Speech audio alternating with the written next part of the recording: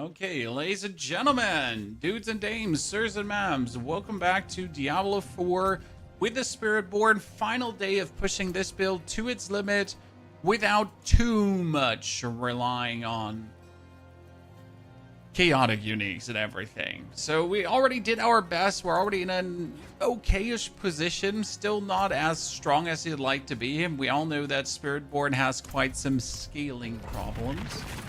Unless you obviously have all the right stuff from the market, but no worries. We'll get it done. I'm pretty much looking forward to see what we can actually pull off today. I'm like finish on our survival part. I know this is also getting buffed. I like the amount of overpowers we're doing, right? So it's all feeling rather good.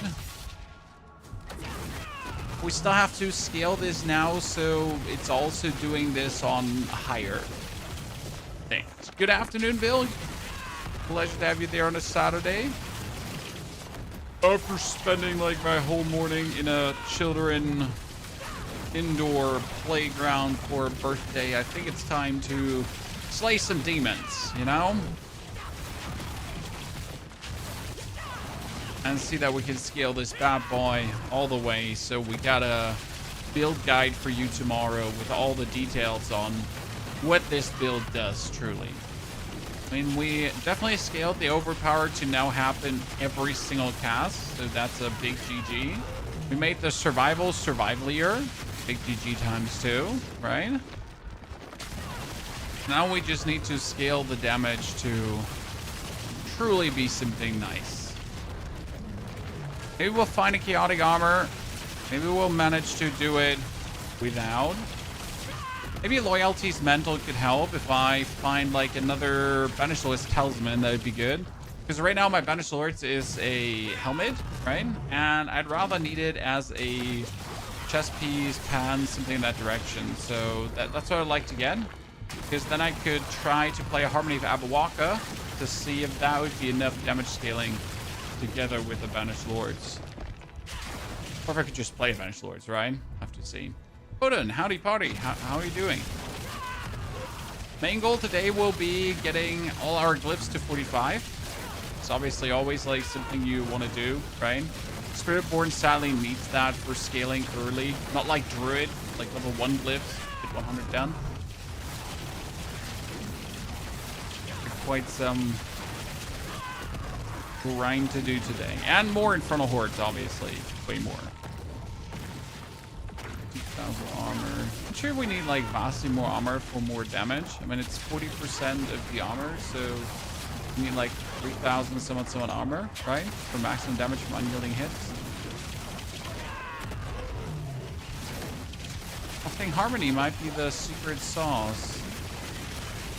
Need to probably take my...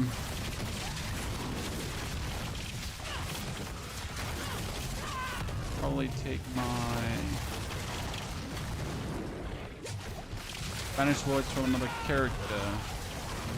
I could just try playing a normal Banished Lords instead of chaotic one, but not gonna do that, are we? There we go. Nice little 3-minute clear here. See it, Scourge. Spade Needle, you can see there. Terra, howdy. Good start into the day for the Spiritborn. So in case you missed what's wrong, quotation mark wrong, with Spiritborn, it's all about Spiritborn being, how do I put this now? Very hard to scale compared to the other classes, right? You already need good masterworks. You already need good things together to actually have like a quota of damage come out of the Spiritborn. Maybe I could use a Quox rune. That'd be interesting. I mean, right now we have Puck Quox actually happening already, and we're gonna bury him. So I wanted to... Oh, we need more armor, that's for sure. I don't have a Banished Lords, right? Let me double check. I had another Banished...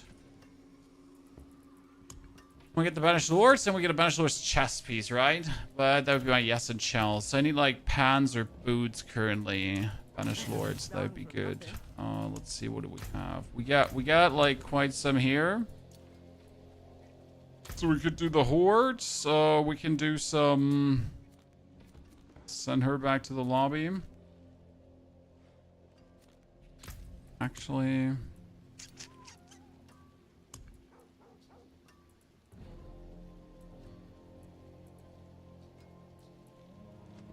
Why do I have a Nightmare Dungeon Escalation Sigil? Oh, that's interesting. Let's do a Chaos Rift to start the day with. See what comes out of that, right? Steven, good afternoon. Thank you for the gifted membership. And good to see you there. Denso, also, howdy, partner. We're all doing well. Today, a short, sweet stream in front of us. 3-4 hours.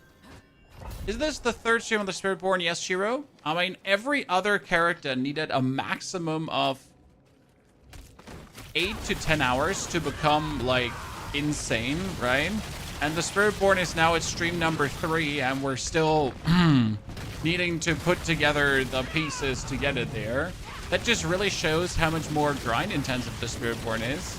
Now, if you're looking for that grind, though, that's kind of perfect, right?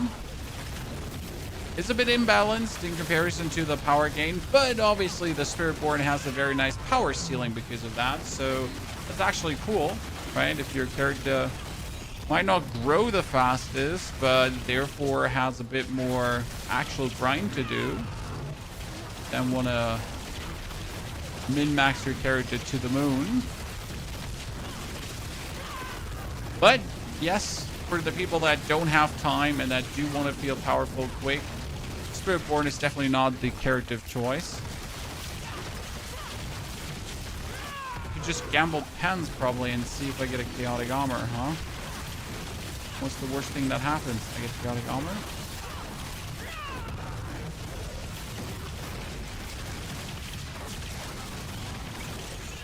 Tomorrow will, though, start with a new class, and I need to decide if it's going to be Barbarian or Rogue. I mean, these are my last 2 classes left that I haven't messed with. I know Barb is being buffed with a patch, so I might actually go for Rogue. The problem is I really don't like the Rogue's power, because the Rogue's power is all about moving, right? So Rogue has like one chaotic power that says whenever you move, you get multiplicative more damage, and it stacks. It's kind of like overabundance just with moving. But that also means that even if you're fighting like a single enemy, you're literally forced to like dish dash between the target just to get more damage. That's really not what I want to do. I mean, that'd be like the one reason I'm like, no Rogue. Can we do the soul shard build with a one-hand weapon and or a shield? No. I mean, you can, but that will make you vastly less strong. I also don't see a reason why you would want to do that. Like, you know, what would be the reason why you would like to pull that off instead of just using a two-handed weapon? So if you at least had, like, if you had a good reason to do it, right? If you're like, oh man, you know, I kind of feel like I need this, and you're like, okay, sure. Cosmetics. That's not a good reason. I mean, I want to say that's a good reason, brother, but like the amount of power gain you get for looks is power loss you have for looks is horrible. I get it though. I understand. Passion souls, you know. How many times have we played Elden Ring and we're like, why are you wearing this fancy hat? Well, the reason is because it looks good, but it has way worse armor values. Yeah. No one asked about your opinion, you little shit. So I do understand you, but that's like so much power loss. Will you do a Barb? Yes, I'll do a Barb, but I really wanted to do a Bleed Barb, and Bleed is actually getting buffed in the patch on Tuesday. In case you missed it, there's a patch on Tuesday coming. So I'm very harsh considering to just wait to do that. Then again, the Bleed buff is not going to make it suddenly so much more amazing that Bleed is actually worth it. I just wish there was an actual Bleed build. I'm just a huge fan of like damage over time thematics. I think it's like always cool to kind of see if you can make it work, right? Lame. Lost Spiritborn playstyle, but they're difficult. It's not really difficult, they're just grind intensive, right? I play an hour or 2 a day. Should I stick with the Evade Spiritborn? Well, I played the Evade Spiritborn Mac until I reached Torment 2, and then I got really, really bored of the playstyle. However, you can keep playing the playstyle, so there's no need to swap. It was just my personal dislike of the Evade Spiritborn that at some point I was just like, yeah, here and not further, because like I'm truly just it's you know it's enough. I've played enough of that.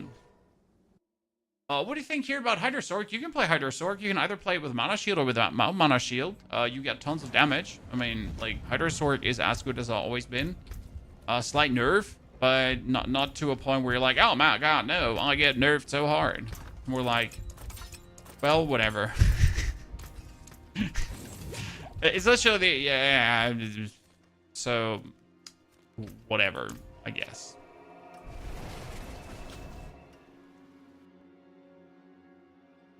What do you do with your characters at the end of each season? Do you just delete them to make room for new season? Yep.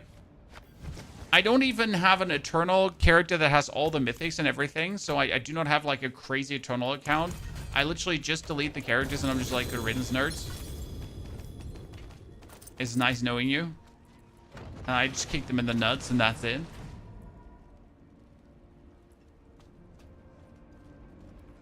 What's your all-time favorite build? That's a very good question. Back. I personally like the Corpse Explosion build. So there used to be a very cool Corpse Explosion build where Corpse Explosion was really the main source of damage. That's not possible anymore. I really loved it, but it's just not possible. Okay, I wonder if I should go and grind the reputation so we could get the Resplendent Cash, guys. Because if we do this right now, we might get Chaos Uniques that are actually helpful. So I'd say let's do like... Maybe 1-2 more, right? And then we'll see if we like get a cool thing and then do some Infernal Hordes and try to scale our power, right? This could be it. Let's find out. Yeah, there used to be some Corpse Explosion Bomber build and it was really cool. What I personally dislike is that some skills can't scale into the end game, right? So like we have the skills called core skills. Right? It's in their names. They are technically the core of the game. However, a lot of the core skills are simply not able to be played in the end game.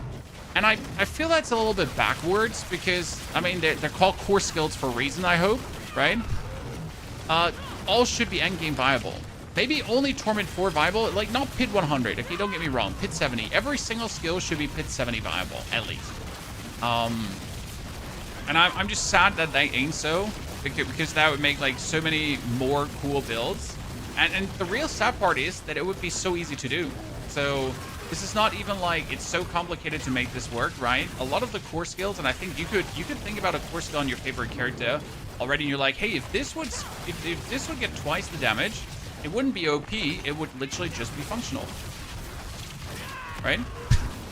It would turn from unfunctional to functional. And there's a lot of skills like that in the game where you're like, so just flip some numbers, boys. And it works. That would be great. When will the plan for the Spiritborn be up? So the main reason why we don't have the plan for the Spiritborn be up yet is because we haven't reached the point where the Spiritborn is like, yeah, damn, it's doing what it's supposed to do. So I recently managed to get the permanent Overpower done, so that was nice. And that was a very important step in the general build progression. And I obviously have written down like how that step is to be achieved, because it's like the biggest step to feel Torment 4 viable, right? When you actually manage to finally get the overpowers.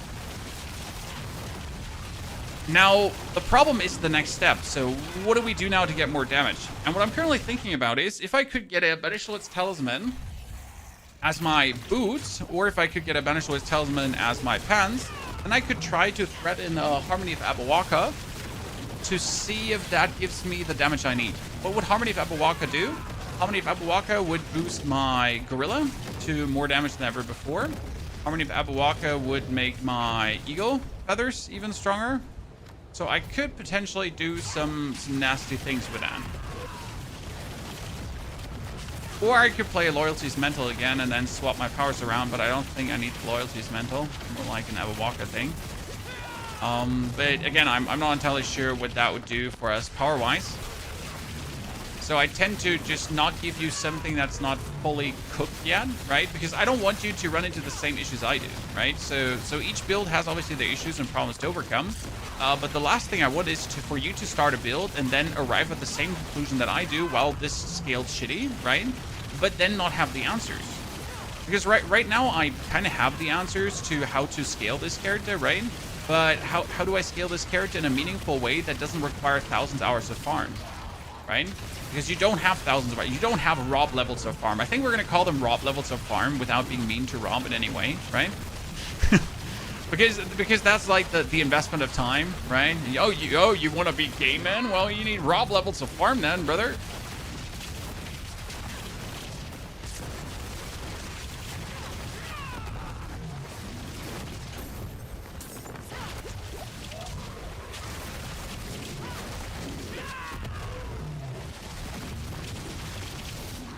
The shit gamer play PoE full-time. Well, sir, you might not know this, but most PoE streamers, content creators are miserable as hell because they do only do PoE full-time. So, as much as I would like to take your sage advice, that's probably well thought out and very grounded in your experience with content creation, I like will stick to playing multiple games, right? Because otherwise I'll just turn into a miserable person that rants about other games instead of just having fun with games. Okay. Cool. Good talk. One thing D4 has over PoE 2 is the feel of a build. The builds mentioned above feel so good to play opposed to like LA Deadeye, though Ice Strike Monk is pretty fun. I think the difference here is following. In Diablo, you pretty much start with a build and end with a build. Now, how do I say this? In Diablo, you start with a level build, and then you like that's 2-3 hours, 4 hours maybe, and then you put together your endgame build, and your endgame build really quickly comes together, and then you feel like you're in the endgame build, right? And in PoE, for my pace at least, I often play from level 1 to 85 with the same build, right? And develop it and develop it further and develop it further. And it's like a whole journey with one build, pretty much, right? Whereas in Diablo, you have this point where you're like, I get item 1, 2, 3, and bam, it works, right? It's suddenly like you get 3 items together, and then everything works. And that's like with PoE, it's more like the journey into getting there, and it's a long journey because you just get like skill points, and then you get one more skill point, and then maybe a unique that you trade for. It's just a bit of a different journey. Okay, we haven't gotten like much reputation for this one dungeon. I was hoping to get a bit more reputation. I can buy the rest of the reputation, so I'm not too fussed about this, right?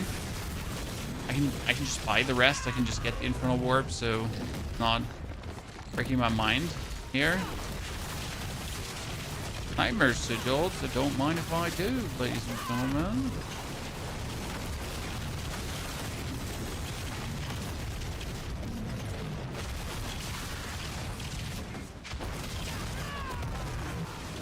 Okay, this is going to be a dungeon that's going to poop out tons of warp, because right now I have the warp bridge buff.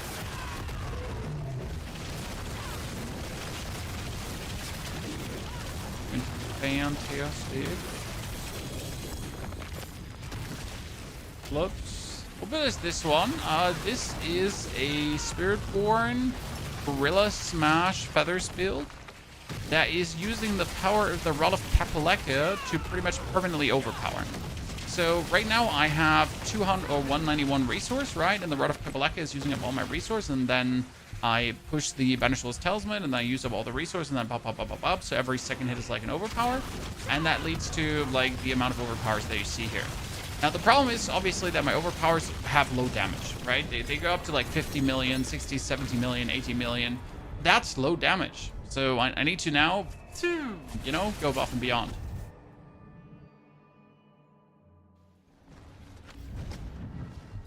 Okay, what do we get? Again, that's a Lockrins with maximum resource. The problem is with Lockrins is it's kind of like a cool thing for the maximum resource, right? But the critical strike chance is useless because you have the harmony of, you have the Rod of Kapaleka, and this says take resource and guarantee critical strike. So be useless. I will keep this one though, just in case, because you never know until you know. Let's kick the rest out.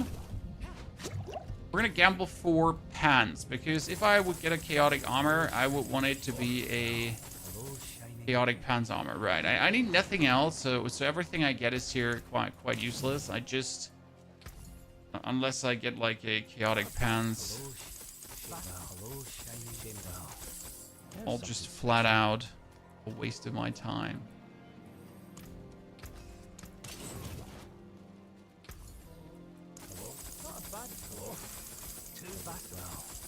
There's something special. Nothing. Not even a single thing. Oh, we took armor, maximum life, resistance. Those resistance. Yep. But all that resistance to like pretty much be good off. Okay, let's buy the rest of their reputation because we're boring. Will barb build depend on rupture, Yarki? I want to make a barb rupture build. However, the bleed does not seem to be scaled enough. They fixed or they buffed the longsword expertise to 30% more bleed damage. Yet that 30% more bleed damage does not give enough, sadly.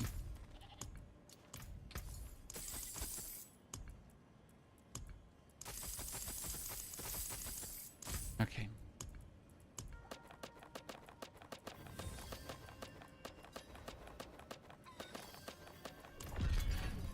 Okay, we're just here to scoop out the absolute rest of the reputation. I know, Chad. Lazy half, but what can I say? That's it, ladies and gentlemen. Are we ready? We're obviously get a spark, but we also get chaotic armor often from this. Okay, there's pants, there's pants, there's pants. Let's go. There's gloves. I don't need the gloves, but I need the pants. Okay, let's go. Get the spark, agony, get the compasses.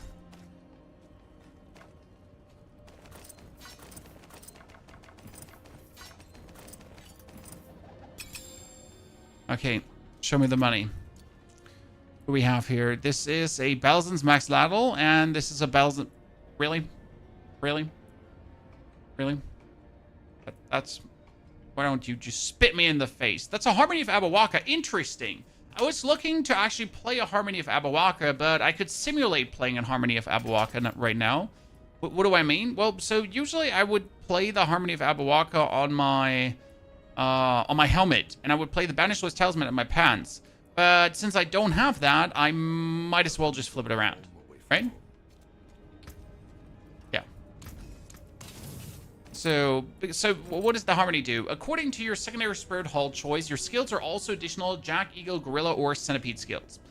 Now, what we got here going is, we got the currently Spirit Hull is Jack and Gorilla, so the Gorilla is already Gorilla and Jack. I could choose instead of Gorilla Eagle, right? But my equivalents are also Eagle and Jack, and they'll be also Gorillas. So they'll get another 48% bonus damage. And generally, your skills deal a 48% bonus damage per spirit skill they have. So that's a 90% more damage on the Protector. That is like 100 yada yada yada yada damage more on my yada yada yada, right? So that's actually pretty good. Must have worked that up 4 times. Karagar. I don't love the Ascendancies in PoE because it feels like a chore, but I think D4 could really use something that really high stakes like that. Okay, think with me for a second, guys. What if... Okay, listen, chat. What if you would level up and you would choose a key passive, and your key passive would open up a new little skill tree that you can put in 12 points. And for these 12 points, as you said, you got to go into Torment 4. You got to kill, like, Torment 1, 2, 3, 4. You got to kill a lair boss. You got to clear a pit, blah, whatever, right? And then you get skill points. So you could, like, I choose to go Prodigy's Tempo. I choose to go Companion, Minions, blah, whatever. And as you say, like an Ascendancy, I could then choose this one as my main key passive, obviously. And I get a little skill tree where I can then choose to make it matter even more, right? So as you say, Ascendancies is... It's like a PoE idea, but like you could add a bonus skill tree to the key passive to take the idea of the key passive even further, that you feel like you have a bit more influence over your build and you're not just, you know, you don't just reach the end.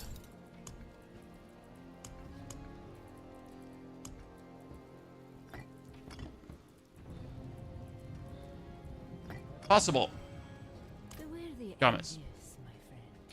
It's like the little things when you like think a bit about it, what would be possible. Like these would also be realistic things, right? We don't want them to reinvent the wheel. We don't want them to rethink the game. We just want to see meaningful, cool changes that add something nifty to the game. I mean, I want to see that. At one point per layer boss will be fun. Something like that might. Like, there would be easy ways to thread this in that as you actually go through the content, you get meaningful power boosts that would make you stronger. Okay, let's see if we now do the Pit 60 faster with the buff. I mean, it would just add another layer of depth, right? Without breaking the game. And let's be fair, adding another skill tree into the key passive shouldn't be a problem. Okay, like, notice how my damage values went up? I don't know if you notice, actually. Hey, chat, notice how my damage values went up? So I actually don't know if you do, though, but they went up. I, like, trust. Well, interestingly enough, did they, though, go up? Because the thing is, now, so I'm playing the Harmony of Abawaka now, right? But the biggest problem with using the Harmony of Abawaka is that I actually lost armor. What happens when I lose armor, then the aspect of the unyielding hit, right, is getting less efficient. Because it gives you 34% of your armor as bonus. The 135 million I never did before. So it gives you 134% of your armor as damn, right? And, well, now I only have like 2,000 armor. So 30% of 2,000 is...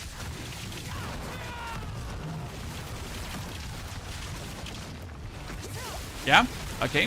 So we're missing some damage there. Potential damage.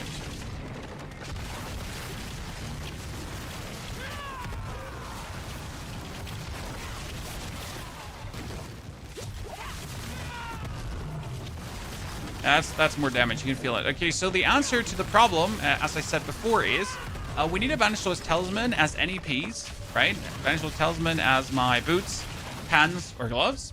And then we need the space to play the Harmony of Abawaka, because that would make a big damage difference.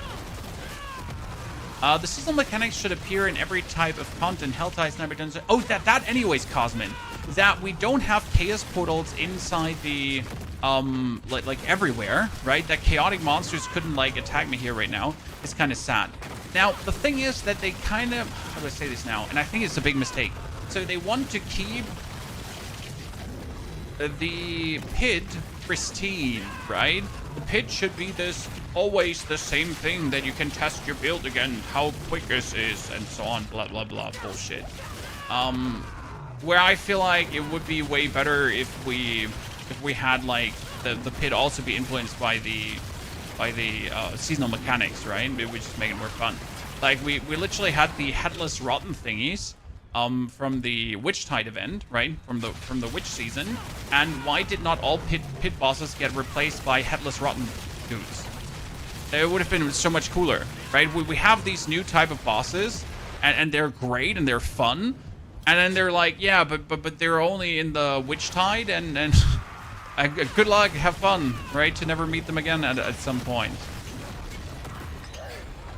There's little things that, like, where you're just asking yourself, who's behind these decisions, right?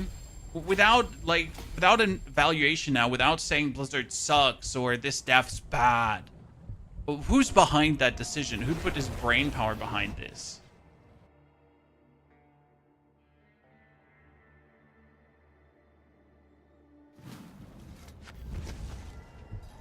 Is Craze of the Dead God not worth using and playing a Touch of the Death build?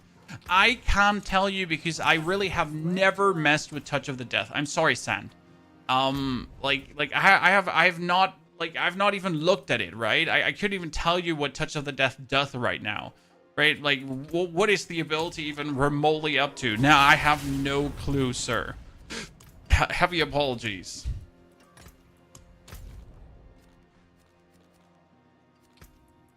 It really do be like that. Okay, let's do one Infernal Horde. We still need to get a bunch more chaotic uniques, which is sad, but we're working on it. How's it going? Very good. Thank you for asking.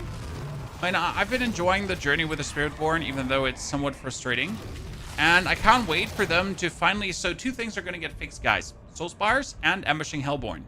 And that's actually pretty amazing because Ambushing Hellborn are right now not worth the take, right? You take Ambushing Hellborn and you barely ever get ambushed by Hellborn. So you kind of feel like, hey, why did I just spend points on this? It's worthless. And that together with the actual Soulspire is going to get fixed. And then I think the whole Infernal Hordes are going to be feeling way better. We still have to wait for Tuesday for that, which is a bit sad. But I think, like, if we have to wait for Tuesday, my Barbarian or Rogue might be able to experience this.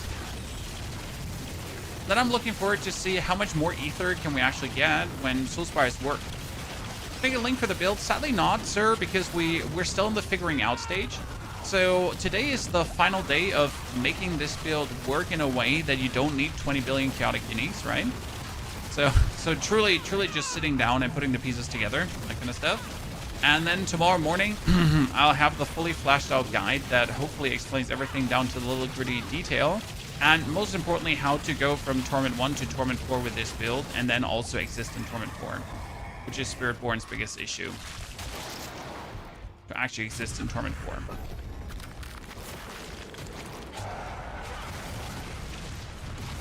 Nothing new from the 4th season, Conky. Well, I see that you're ignorant as fuck saying that. Sorry, brother.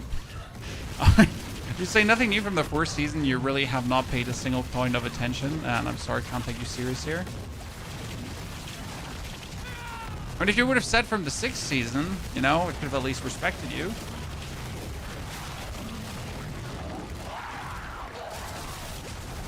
Because that's when the game vastly changed, right? And when they brought out, like, the whole leveling change and torment change and everything.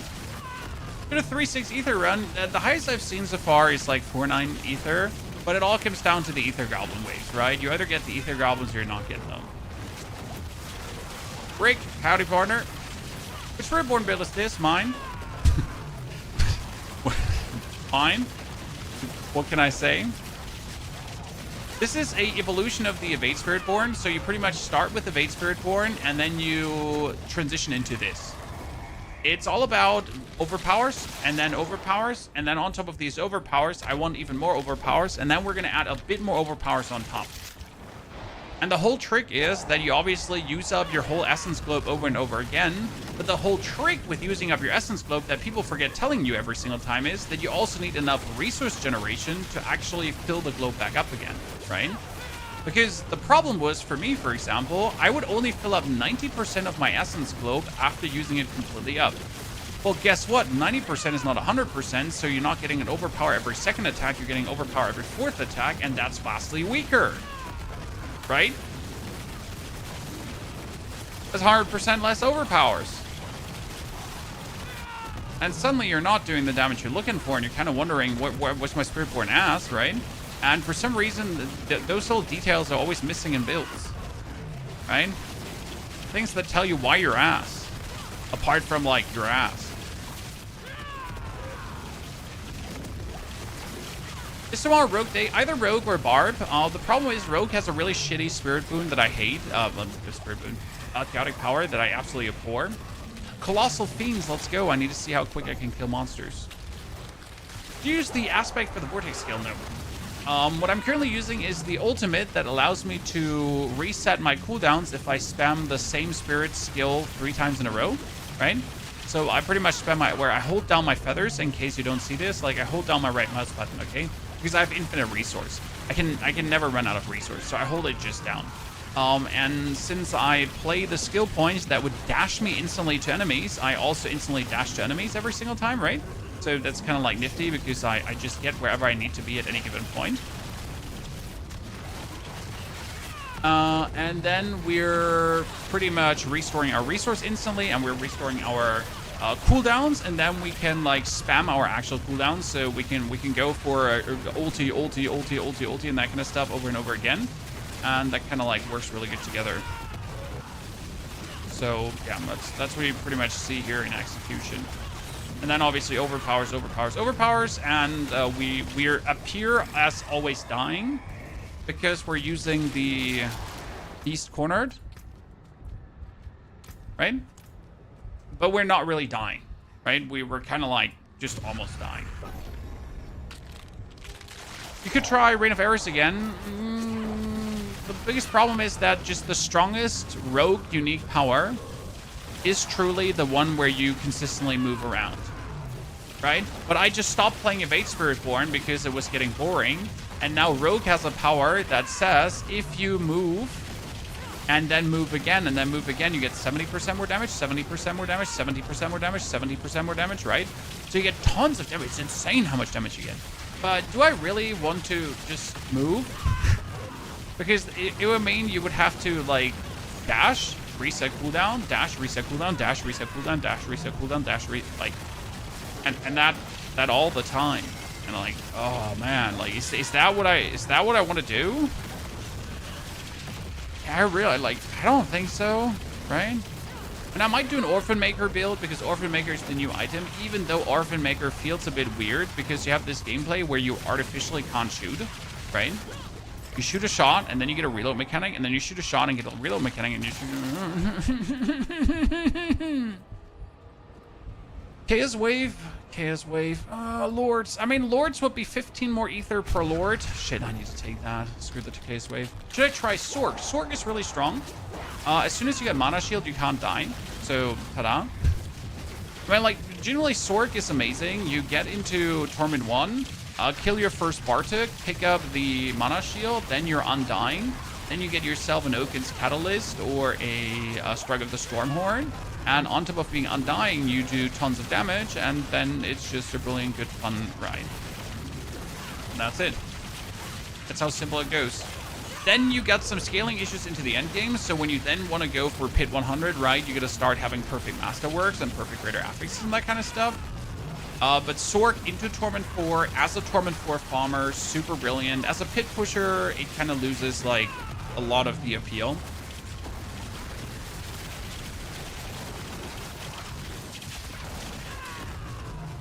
But I'd probably do like another tier list of just like all the builds with like how do I say this now? It's like their best role, right? Yeah, Sorg is one of the best tier 1 to tier 4 pushers next to Druid. Druid is also just simply amazing. Spiritborn, one of the most horrible Torment pushers, right? I mean, with a great power ceiling end of the day, but horrible for the idea of just pushing through Torment. Rogue and Barb I can't speak for. Necromancer was insane also for Torment pushing. I mean, you pretty much get to 60 Infernal Horde, get yourself the alter the balance power, and suddenly you were also just suiting. Like you have no effing business. Brilliant.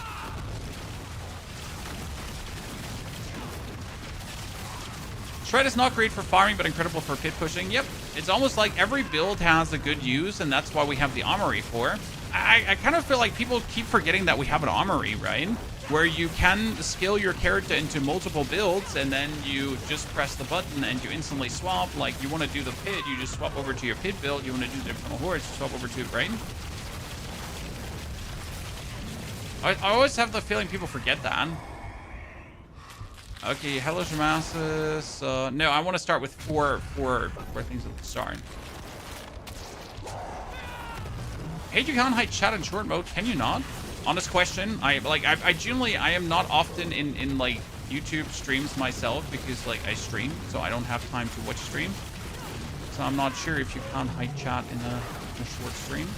However, like in the future, short streams, quotation mark, won't exist like that anymore because we're obviously finally getting the overlap between shorts and I'm still supposed to destroy an etheric mask, but there is no etheric mask anywhere here. That like shorts and the horizontal streams are both blending together. Yeah, I feel like the etheric events are somewhat bugged because I'm still supposed to kill an etheric mask that just simply doesn't exist. It was too fast. Okay, no goblin event chat, but sitting at the good ether, we like to see it. Oh, summon Hellborn? Nah.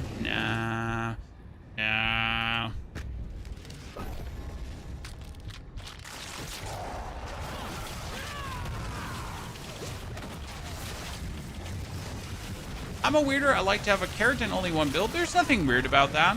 I mean, like, I totally feel you there. It also has a lot to do with just not having to worry about things, right? Not having to use the brain power to carry multiple sets of equipment and like set it all up. You want to have one build that has the purpose of just doing everything. And no matter if the build is now most optimal for doing everything.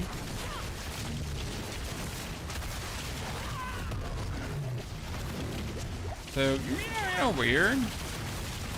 Don't want the bonus hassle. There is a lot of lords popping out. So happy that lords turned out to be the going theme for everything, right? The build definitely gets so much stronger with that Harmony of Abawaka.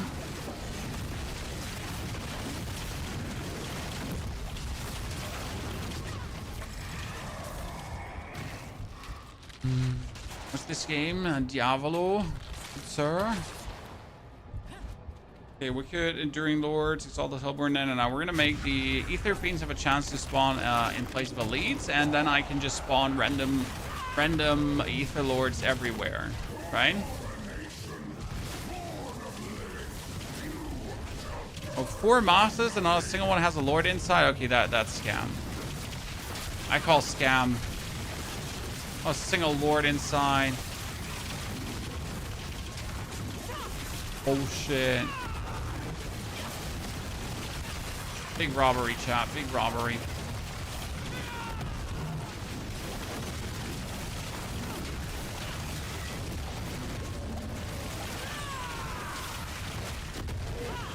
And at least we get ambushed by 2 Hellborn.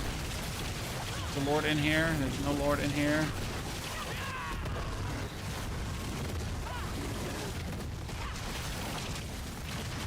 Oh, there's the world that came. Thank you for the YouTube guide and videos. They're helping me log. Thank you for watching them, sir. I mean, I'm always surprised how many videos and guides we can get out of a season, right? Always a surprise to me, in a good way. Immortal? Yeah, I'm immortal. I can't die. So the thing is, I get more, so I have 3,000 max life, right? But I have so much barrier generation that I get more barrier than I have life. But if my gorilla is up, I also, I can't die. Okay, because the gorilla continuously replenishes my barrier. So I pretty much end up with more barrier than I could feasibly have at any given point, but that barrier also consistently just refreshes and refreshes and refreshes and refreshes, okay? Kind of like how it works. Okay, what do we got here? We got a Mother's Embrace, useless. And we got a... Okay. Okay, like, I understood the untarnished hatred for me as a person. Chat. Game just doesn't like me.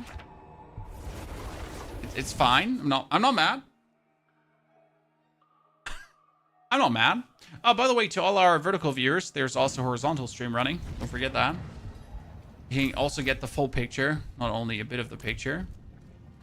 Okay, I like how quick this was, though. So this was way better speed than before on the clearing of that. So GG, it's working. Let's try to get another Glyph Legendary for damage purposes. We've been posting the build, yes, Rukus. All the builds are getting a video, even if like Spiritborn has some scaling issues, right? Even if Spiritborn is hard to scale, and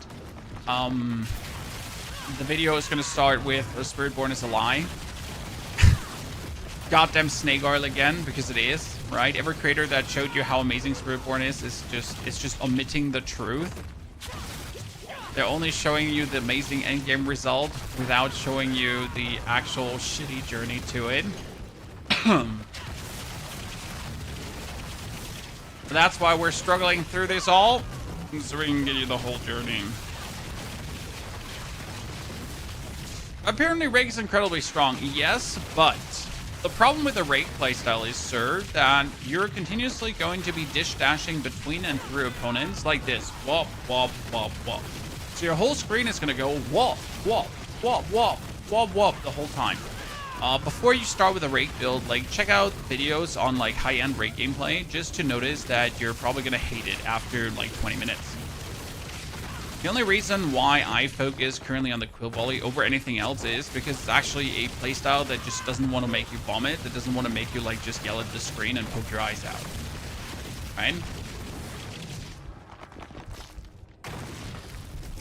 So just as an FYI, helltides.com/pit for leaderboards. And then check out the high level rank gameplay. And just be like, ah, no, someone killed me right now. I want to dissuade you. I want to pre-warn you that you're not putting in time. You might have regret putting in. Shred was a problem with motions like that as well. I mean, main reason I never played Shred. You know, they're just builds that are strong, but they're gameplay-wise shit. I mean, for example, there is also Death Trap Rogue. Death Trap Rogue's super strong, but you have to dash Death Trap, dash Death Trap, dash Death Trap. And even if you're fighting a boss, okay, so if you're fighting a boss as a Death Trap Rogue, you have to dash through the boss to Death Trap, to dash through the boss to Death Trap, and you can't just stand still and just spam Death Trap. You gotta go like backwards, backwards, backwards, backwards, whoop, whoop, whoop, whoop, whoop, whoop, whoop, whoop, whoop. And you can never, like, even if you're dashing through and putting your Death Trap out of his, like, range, it's still better than standing still because you're losing damage if you stand still.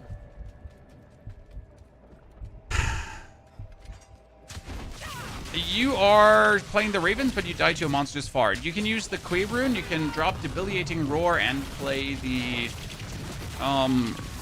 Barrier again, Earthen Bulwark, if you really feel like it. You can use, again, the Earthen Bulwark rune, as I said. You need full resistance, full armor. If you don't have full resistance, full armor, you'll always be squishy. If you want to feel tankier, you can do the trick where you actually use Earthen Strength as a bonus instead of going for the Companion thingy, but then you also need to thread in more pulverizes. But there are a couple of ways to get more tanky. Actually mentioned in our last video. Is there a link for this build? Not yet, sir. Today we're gonna reach the level of power that I finally want to reach.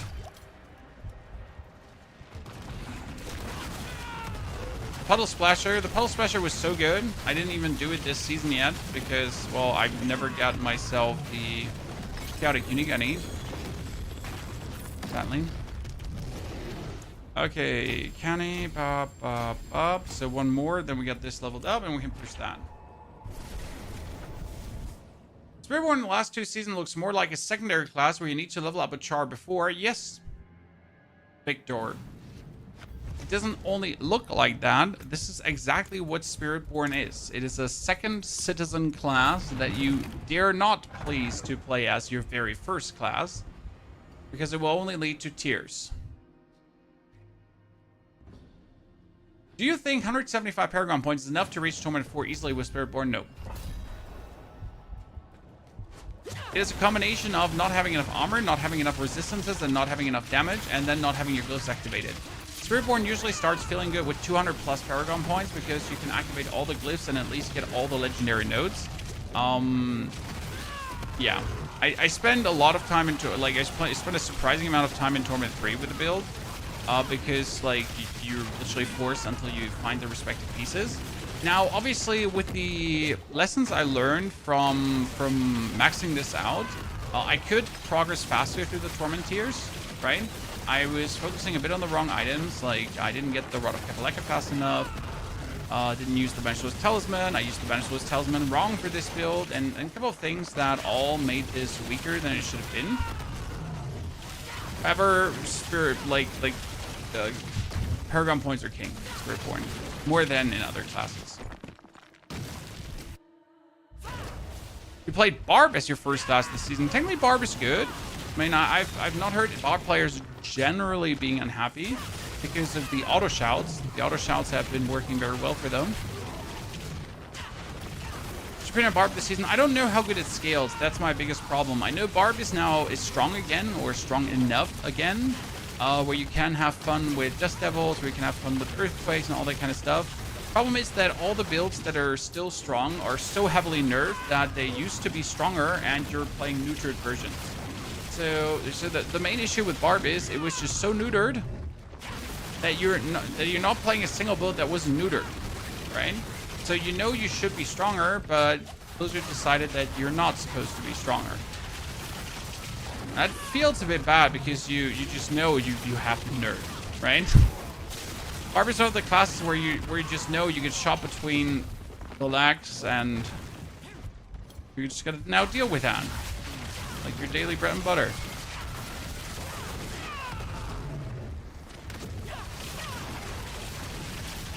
Spiritborn? No, this is not Evade Spiritborn. Evade Spiritborn is fun for leveling, but the gameplay gets quite old quite quick. This is not Raid? No, this is not Evade. This is Feathers. Feathers!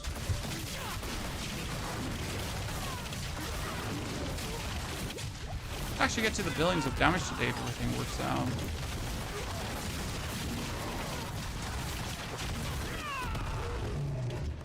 Food. Barrier, please. More barrier. Thank you very much. Appreciate it. And done. Okay, let's legendary this one up. Headhunter rolling too. Cobalt would be so much better with the next patch. I mean, Cobalt is already great. It just feels nice. The feathers was an ability. It's Quill Volley. And you hurl out these feathers. The feathers make enemies vulnerable. And then Quill Volleys hurl out 3 additional feathers and deal 10% increased damage to each enemy per hit. So you kind of want to like shotgun enemies to hit them with as many feathers as possible. It's a bit the plan there. Oh, who did I want to... Oh yeah, we wanted to see how well this is going to go now with the changes.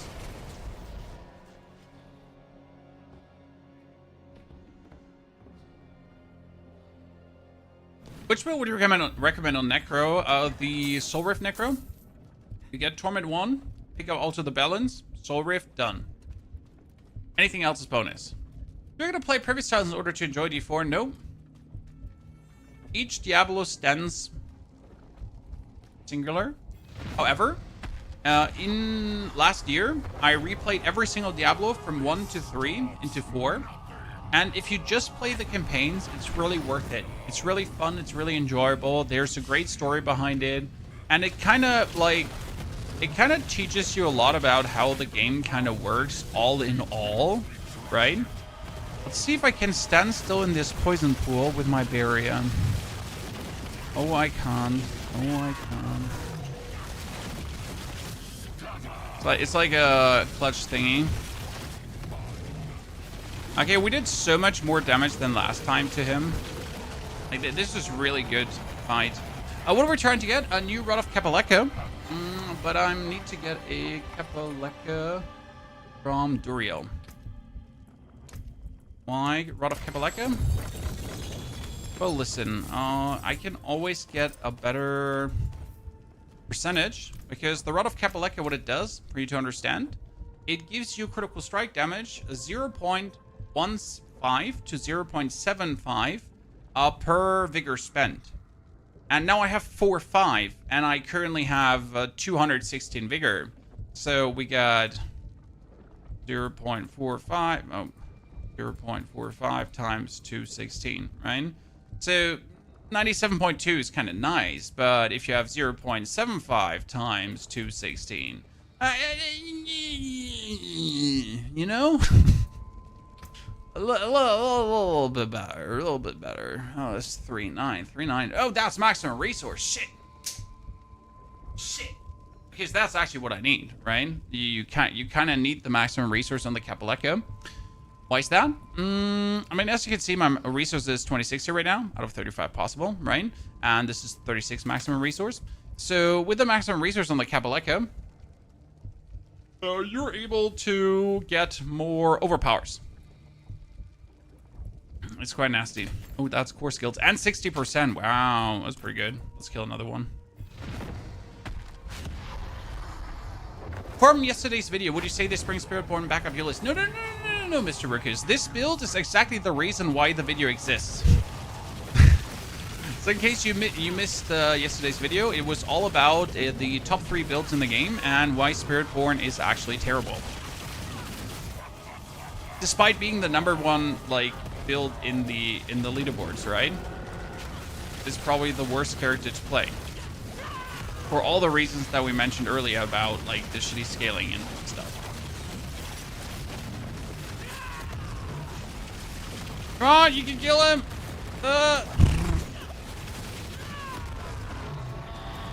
So this is exactly the reason video exists. Okay, give me another Kapaleka. Come on. Oh, that was a bit unlucky. That's a lot of Crown of Lucians. Like, a lot of Crown of Lucians that I really don't need. Now, am I going to try out... So, we got, like, 6 left. Let me see this. I have 0.39 times 216, right? Is 84.24. And 216 times 0.45 was 97.2. But if I now have, instead of 216, if we're now sitting more at 240, actually, and that times 0.39, that would be less. So despite having the more maximum resource, which is actually a good thing, we would still end up with less damage. That's a true shame. So we're going to keep that Kapaleka for harder times, but not for anything recent.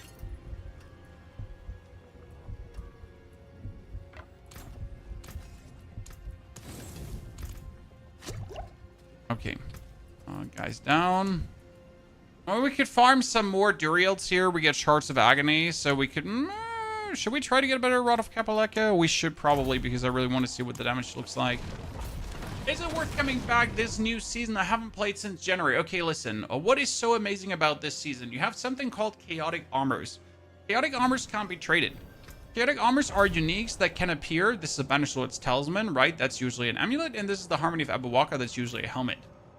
They can appear in different slots. They will be boosted. And they truly allow for a lot of interesting build variety. Now, since these items can't be... shared with anyone, and you have to grind them. It actually does create an intriguing chase to a degree where you finally need to actually play the game, right? You can't just use your wallet to just buy the most best items, right? You need to play the game to get the best items. And on top, Blizzard finally fixed duping, at least until recently for this season. So people have been actually not buying Duriel Belial mats en masse to get themselves unique. So this has been probably one of the healthiest seasons when it comes down to market overflow and in general the need to actually play the game correctly in all instances of the game instead of just like, you know, trading yourself to victory. Spiritborn is easy to gear? Absolutely not. And that kind of makes this season stand out. And I think like a lot of people are overlooking this. Obviously, if you haven't played the game much as of late, this is going to feel inconsequential and meaningless to you, right? It's very important. Like if you don't play a lot, if you haven't like noticed like the seasons where Belial mats were like the meta, like just buy more Belial mats, ha ha ha, mega lul, then you won't really see like why this is so amazing. Right? Why the changes like technically are making the game harder, but not actually harder. No, they're making it work as intended, and you finally get to play as intended because there are no more crazy shortcuts available. I think that's good, personally. I mean, it makes my life as a creator harder too, right? Because obviously, like, I made a video on my druid, and I made a video on my sword while missing 2 greater affix items, right? I mean, my 2 key uniques were not greater affix. Fire, right? When was the last time that has happened? And still, the build was insanely powerful because, well, you know, skill, gotta say. I somehow got the kill on a helmet, didn't know it was possible. Yeah, so chaotic uniques, if they are able to be chaotic uniques, are always possible to end up in any of the armor slots. Okay, so they can be then from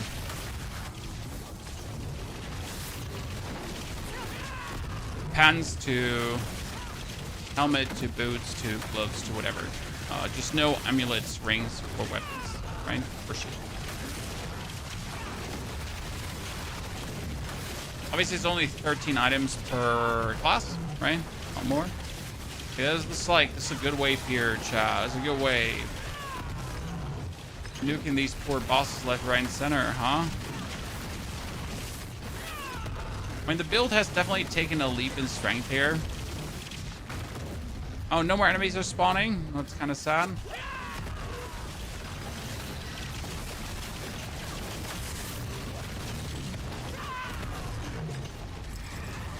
Okay, 3 waves in, 200 ether. We like to see it. Oh, we get the puffing masses. This one's one of my favorites.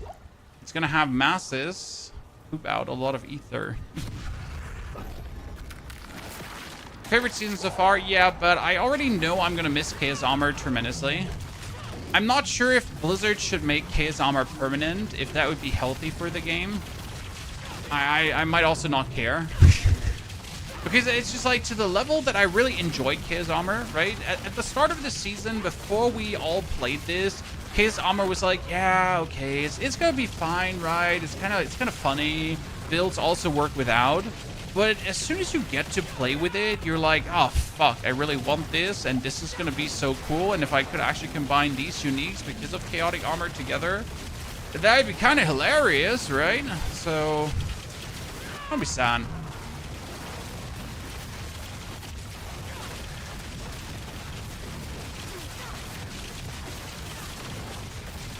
And again, I've mostly been set every season now when we actually lose our powers, right? Because most times the powers were fire.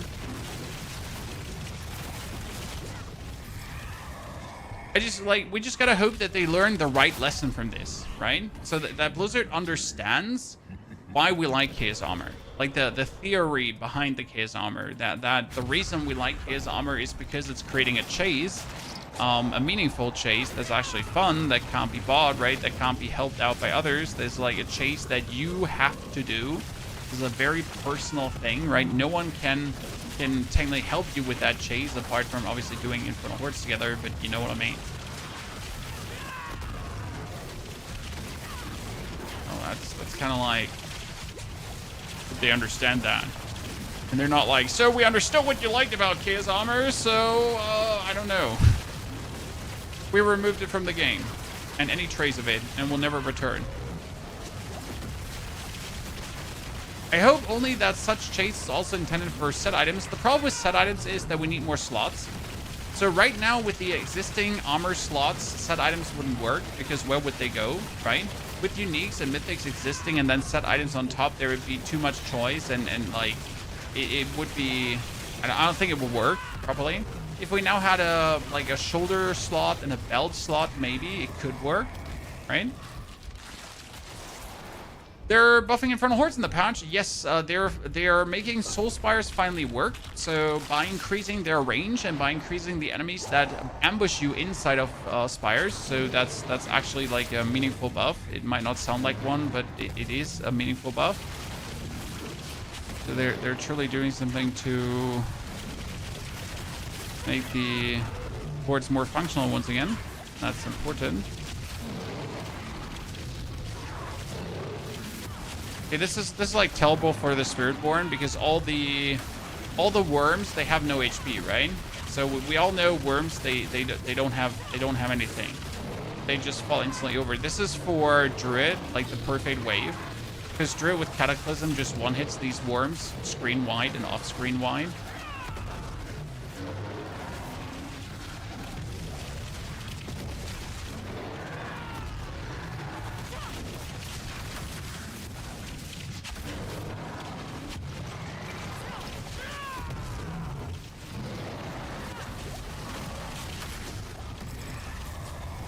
Yeah, Not a good chaotic wave for this kind of build. Okay, 2 masses. Get more. I'm raging over Soulspires. The problem is something like the Soulspire era should have never made it to live server. Like, I hate to be the guy because, you know, always give developers, like, a little bit benefit of doubt. But it's just literally like it's the season of the Infernal Hordes, and you had one of the main functionalities of the Infernal Hordes that everyone hates. Everyone hates Soulspires. Everyone hated Soulspires before. No one actually ever said Soulspires are great, right? And you somehow managed to screw that up. How? How is that? Like, the most hated mechanic in the game, and you make people hate it even more. Brilliant move. 10 plus 10 marketing.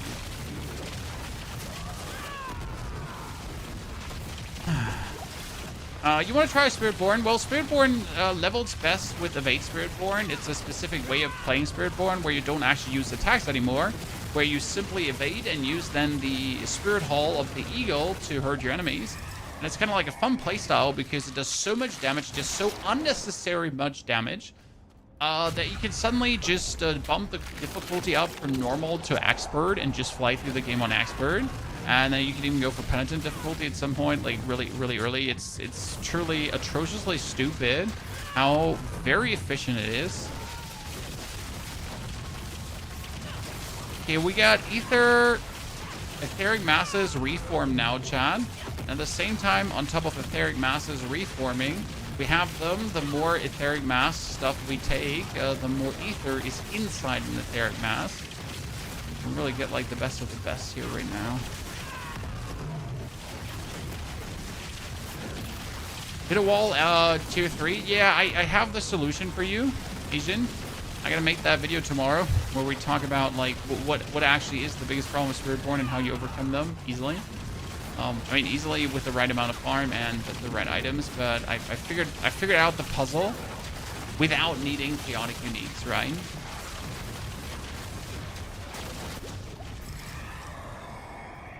Mr. Sarcastronaut, thank you for the Prime subscription and support. Welcome to Pony Hop. So this is basically a good class until high pits. No, this is a terrible class until high pits. This is a good class in high pits. Like, as soon as you get there. Spiritborn is extremely farm intensive, so it's a good class to get into Torment. It's a good class to go for Torment 2, and then it's a terrible class to go into Torment 4.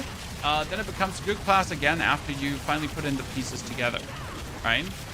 So after you solve the puzzle, suddenly Spiritborn feels good again, but the time to solving that puzzle feels horrible. Especially if you're poking in the dark and don't know what you're doing.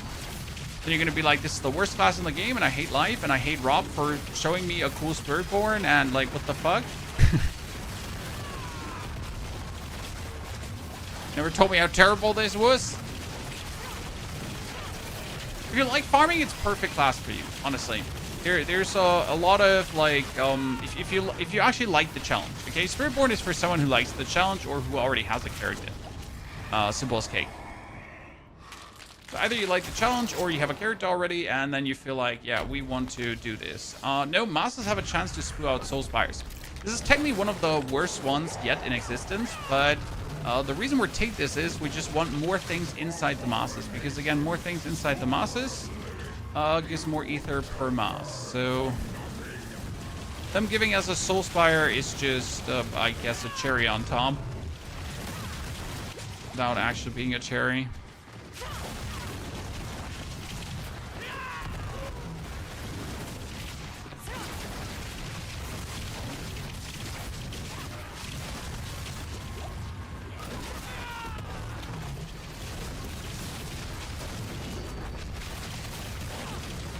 So doing Sword of Necro, how to get more armor resistance while keeping my aspects unique powers?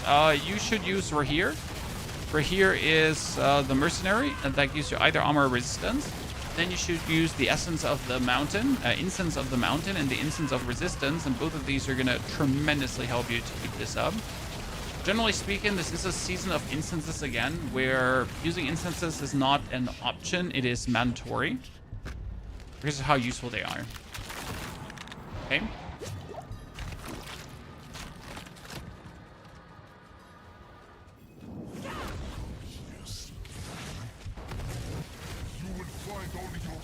hello, sir.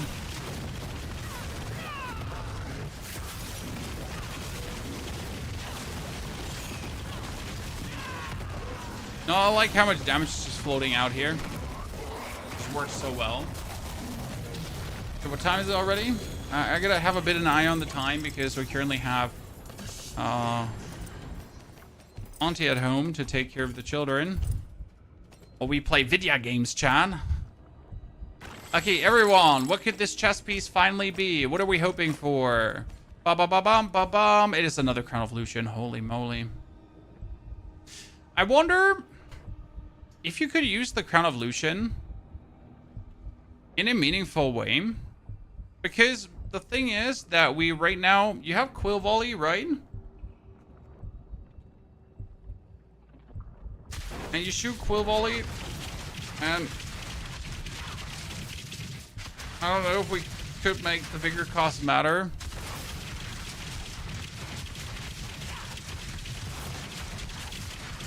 Probably not. Probably not in a way that would be good. Ah, no, wait a second. I need to check for armor. Because surprisingly or unsurprisingly, I need to take armor from the... Yeah. I need more armor. And it does seem so crazy to say that, but I genuinely do need it. All these tiny points of more armor is something you actually want and need to build towards too.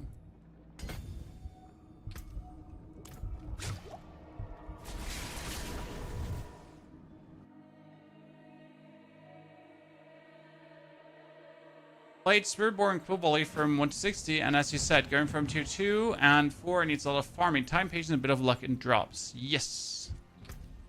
The problem is that Spiritborn at some point only scales over chaotic uniques. Okay? This is generally the biggest issue. So right now, again, I could play a Banished Lords. I need Banished Lords as pens. I could play a normal Harmony, a Jason Shell. I have a Pain Gorger, so they're all good. But like the real damage would be getting a Sebasontak and a Vushnak Paw as chaotic armors. And there's no big alternative to that.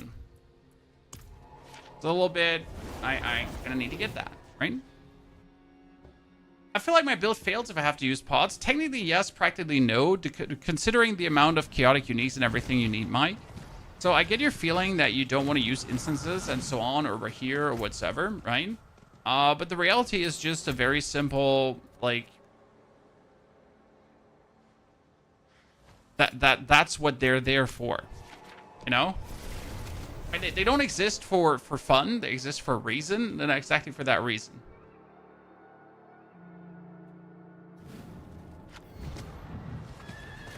During losing the movement speed, well, technically Spiritborn doesn't care about losing movement speed because you dash from opponent to opponent, right? Now that's a big technically because obviously you do care about losing movement speed, as losing movement speed just feels horrible.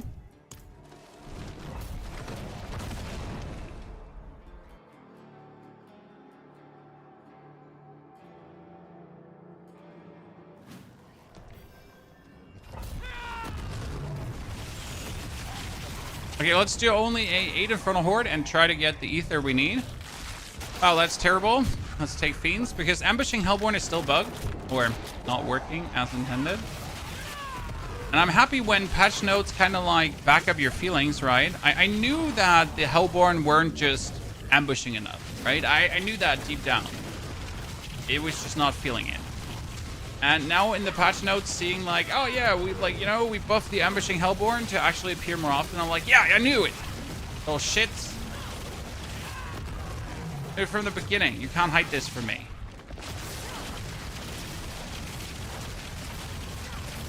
Building not out yet, sir. We're in the final throes of optimization. Can you make your Vade cooldown super duper low with mastering and not have Sebasontak anymore? Sir, Sebasontak has nothing to do with evade. So I'll explain why Sebasontak. Okay, why do I want Sebasontak? Why is Sebasontak needed? Why is it so amazing? What does it do? Okay, I can explain.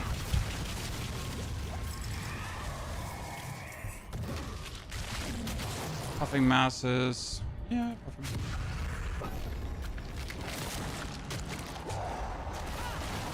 Let's, like, we can do this after the wave, probably. Talk a bit about subsonic. Okay, the boons we have taken are not the most amazing ones yet.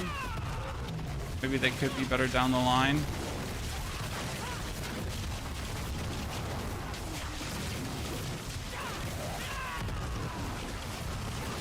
You know what, I wonder if using Moonrise and adaptability would actually be more worth it than using Unyielding Hits currently.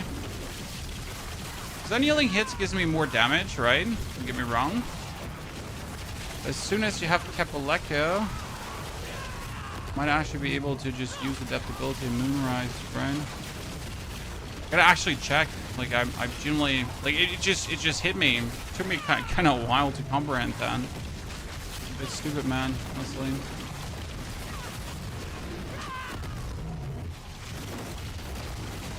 Okay, that's week 2 waves, like 73, huh?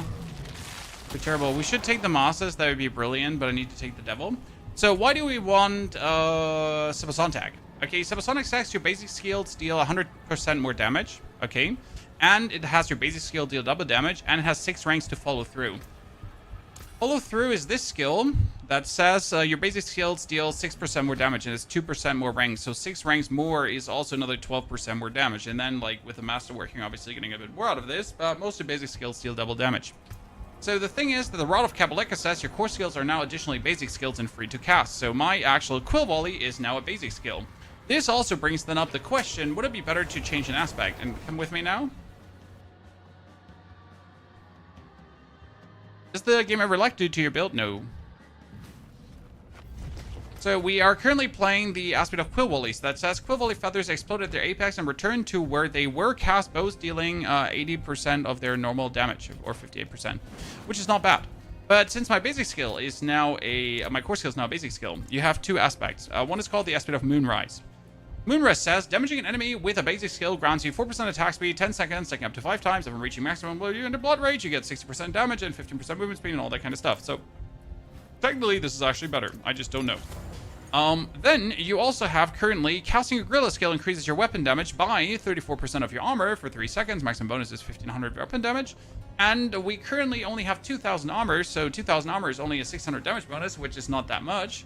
So the question would rather be, what is with aspect of adaptability? Because the aspect of adaptability says, basic skills generate 5 additional primary resource once per skill. Basic skills deal 0.5 increased damage for each point of primary resource you have up to 500 resource. So now we have obviously 216 resource, and 216 resource times 0.255555 is another 118% bonus damage. So what would be better now?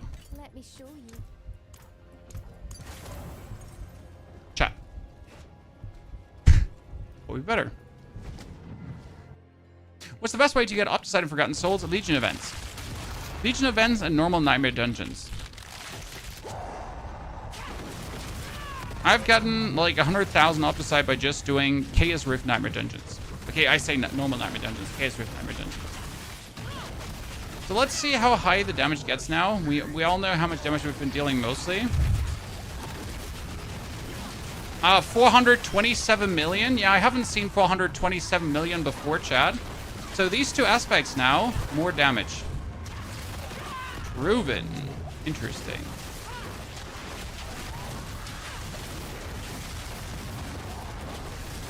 Who would have guessed? And my attack speed is vastly higher, right? So that alone is kind of interesting because we get like more attack speed from the Moonrise. And I think Moonrise is also attack speed cap number 2. What is attack speed cap number 2? Well, you have an attack speed cap 1 and 2. And attack speed cap 2 is bonus to 1. So if you have 100% attack speed and then you actually get more than 100% attack speed with certain aspects, then you have up to 200% attack speed. Well, we have Shell, though, right? But if it only like it needs a greater affix to armor. Another Devil? I hate taking double Devils, but it seems like the way to go. The problem I have with taking double Devils is that they don't progress what we're doing, right? They're like 100 ether and that's it. It's like, congratulations, you just get 100 bonus ether. You are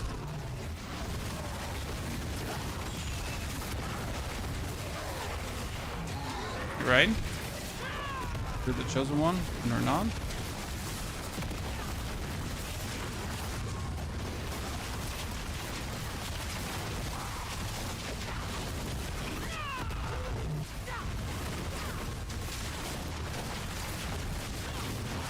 Good shell. Yeah, I'm currently just using shell for the bonus cooldown reduction. That's kind of it. Not even for the actual armor.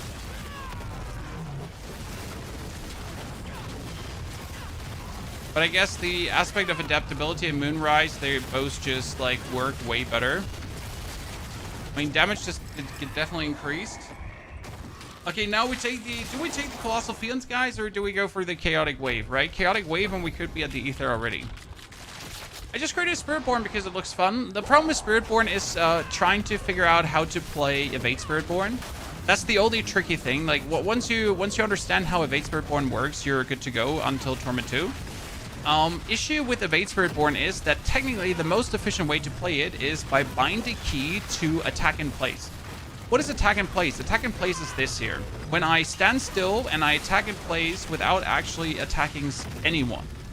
And like usually some skills always attack in place, like for example Pulverize always attacks in place. But other skills, like for example Thunderpike, usually need an enemy to attack. Now Thunderpike is the skill though that reduces your evade cooldown, right? And if you force Thunderpike to attack in place, you can pretty much attack in place to reset your evade cooldown, to then evade, to then attack in place, to then evade and attack in place. And it allows you to kind of frame your attacks better, if that makes any sense.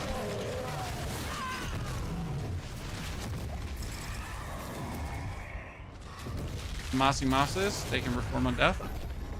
I've been watching you since season 1 of Diablo, and I'm gonna say I love your content. Thank you for all the info you've given all the season played. Namek, dankeschön. Not planning to stop. I gotta say, Diablo has been one of the more interesting games to cover because it has been such a wild ride, right? So Diablo has not been all sunshine and rainbows. There have been seasons that have been like more exhausting. There have been seasons that have been more interesting, right? Every season has been having its good, bad, and ugly. And obviously the community has been good, bad, and ugly, right? Sometimes you have a bunch of happy people, sometimes you have a bunch of frustrated people, and it's kind of like, it's intriguing. I gotta say now after 10 seasons, we mostly have the nice people left. I mean, there's always the occasional nut jobs that are like, D4 bad! What, anyone is still playing this dad game? Play Last Epoch instead. You know, like standard people that appear randomly in the internet, gremlins. But honestly, at this point, we're kind of left with the people that actually like the game, right? We all know that the game has its fault. We all know the game has its problem, but we're all in this beautiful, abusive relationship where we kind of like Diablo, like because of the problems, I guess. With the problems, like it's just part of the deal, right? Just figured out if you want to enjoy Diablo, you just got to understand that like developers are not the best. The game has its flaws. It takes a while for Diablo to get things right. They might do things 4 times wrong before doing 1 time right. But yeah, I mean, they'll get there eventually. After a while. And then they'll fleece us for another expansion. So, that's that.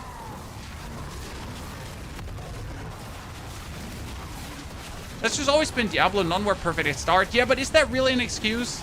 Right? You would say, like, sure, no Diablo was perfect at start, but shouldn't they, after 4 Diablo parts, maybe have figured out a formula? Obviously, gaming changes. That's very important. Gaming changes. ARPGs change. The preferences of people change. The update neediness of people changes, right? Doing a live service game is fucking hard nowadays. I mean, people don't want season every 6 months. People want season, like, every 2 months. Right, but people want season right now. I mean, we're pretty much like in week 3 next week of this season, and people are like, like, where's the update?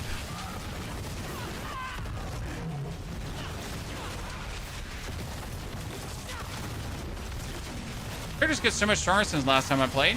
Yeah, the chaotic powers are nasty.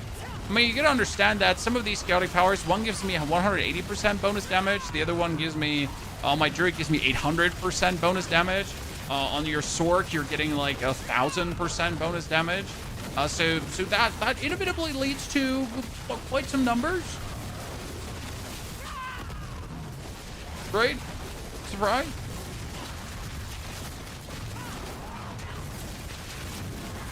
Okay, gotta say the etheric. Oh wow, triple, quad respawn chat. Dude, did you just see that? There was almost 100 ether just from that quad respawn. Let's go. That was pretty cool. I like that.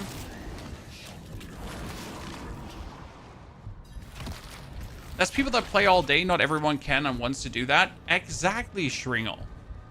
Coming back to my YouTube comment where Avira was telling me that he's kind of disappointed at how few Paragon points I have because he has more than me.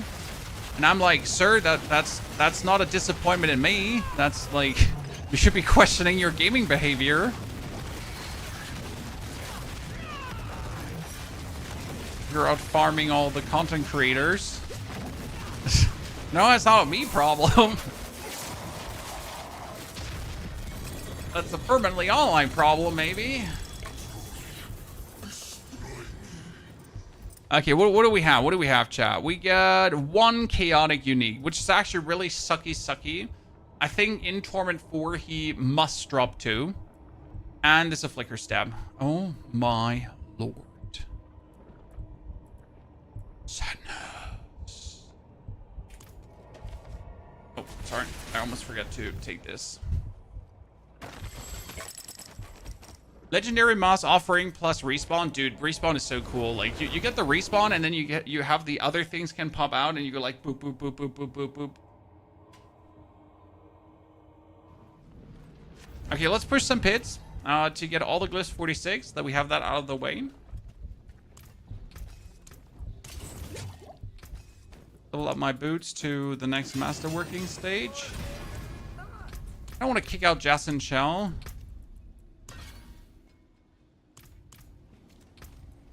Okay, I got 20,000 warp. Interesting.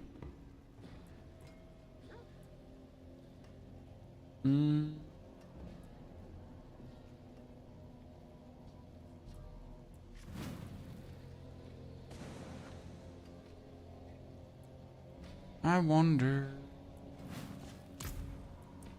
65. I didn't get a spark. I just recently got a spark. I think I can craft another unique, but I think I can craft another mythic, but I just don't need one.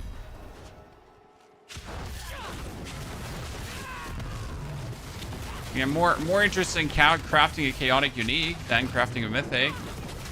Like, hey, how about you let me craft like a chaos unique? Right? And can I use my sparks to craft like something? Maybe you could use a spark to transform an item into a chaotic unique. I think about it, right? I could get a Sepasontac, then I use a spark and I transmute the Sepasontac from a normal unique into a chaotic unique, random chaotic unique. So it could be a helmet, it could be a chest, it could be oh, that would be cool. Because right now there's a lot of struggle. People are pretty much like they're not dropping the chaotic uniques they're looking for, right? And I'd rather like sacrifice my spark for that. Okay, chat, we couldn't do a pit 65 in like it was 4 minutes before, and now pit 65 is looking more like a 2-minute endeavor. It's pretty cool, good change, and that's all aspect wise. So what do we do, chat? After picking up Kapaleka, we put up the aspect of adaptability, and we put up the aspect of Moonrise. Both of these make me vastly stronger. Funny how they do though need instances and everything.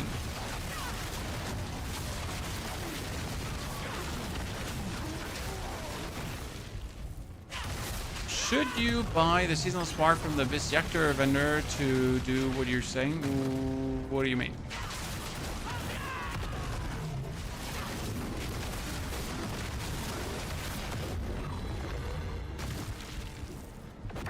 So with PoE2, PoE2 is doing great. I mean, they just brought out a really big patch that has you either completely frustrated about the game and super hyped about the game.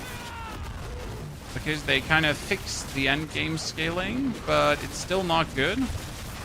So they're kind of like trying to cater to two audiences at the same time and somehow manage to piss off both. I don't know how Path of Exile manages it. So like, you know, both halves of the equation are not completely happy. I mean, it might be that, or Path of Exile players are just generally unhappy. I can't say. Chef, yeah, possible. I mean, however the design would fully look like, where you would get the seasonal spark from, but it could be interesting.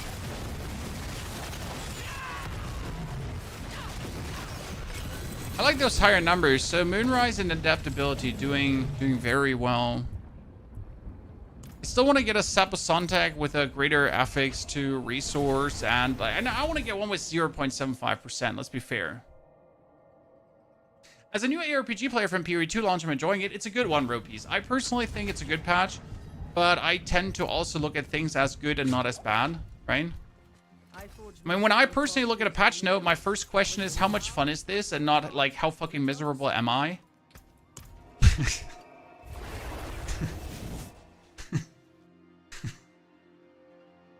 I forget to level my glyphs, huh? Yeah, I forget to level my glyphs.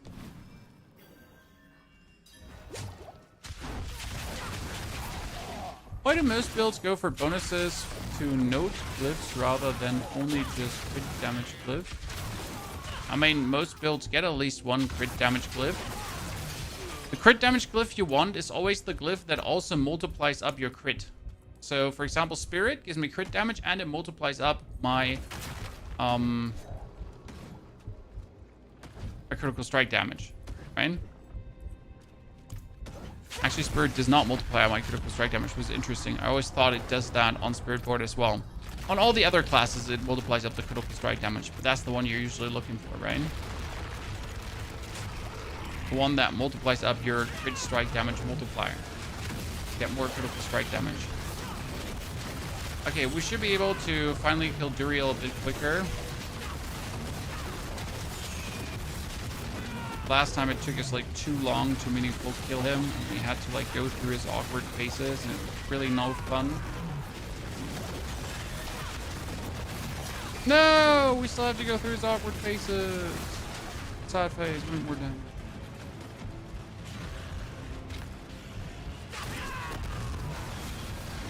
I mean, at least we can kill this thingy here fast. Last time we were here, like when we're still scaling this, right? We couldn't even kill these guys here fast, so we're like in an awkward position.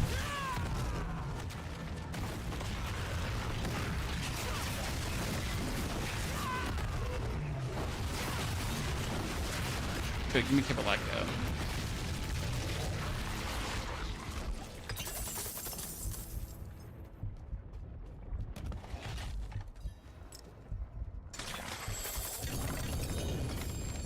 Problem is, I only need a Kepaleka. I need a Kepaleka with a greater affix.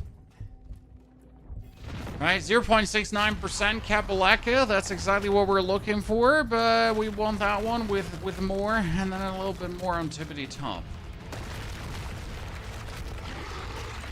I mean, seeing the blow with the vampire skills. I mean, the vampire skills were great. I mean, luckily a lot of them are integrated as powers nowadays.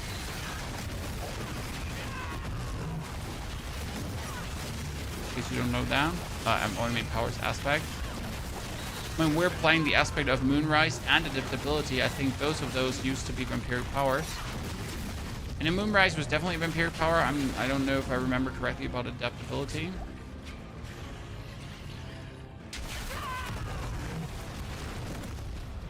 That one used to be a vampiric power as well.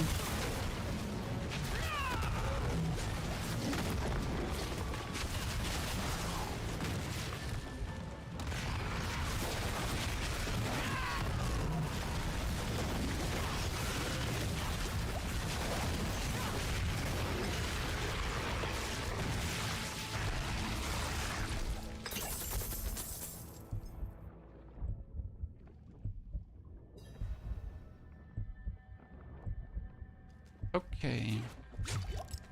Give me Belial. Come on, chat. We're gonna take this as a positive. Now we can kill Belial. Get more Betrayer Husks. Kill Daddy Belial. And get ourselves a Sepison type potentially. 2 Betrayer's Husk and a Quarterstaff Greater Affix and a Chaotic Armor. That's actually pretty good. Okay, so Kapaleka was 0.63 and the ranks to Vigorous. We don't need the ranks to Vigorous, but it is better than what I have here. So it's already improved, right?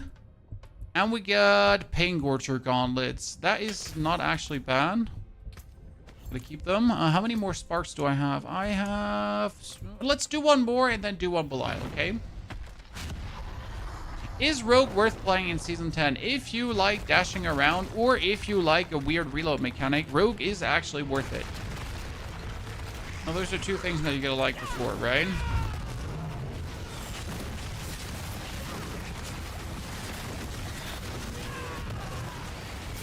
Diablo could double the size of the skill tree. It wouldn't become more complex. Nah. They could certainly do something to the skill tree and it would be like fine. Ha! We could kill him before Chad. Finally. It was vastly more convenient.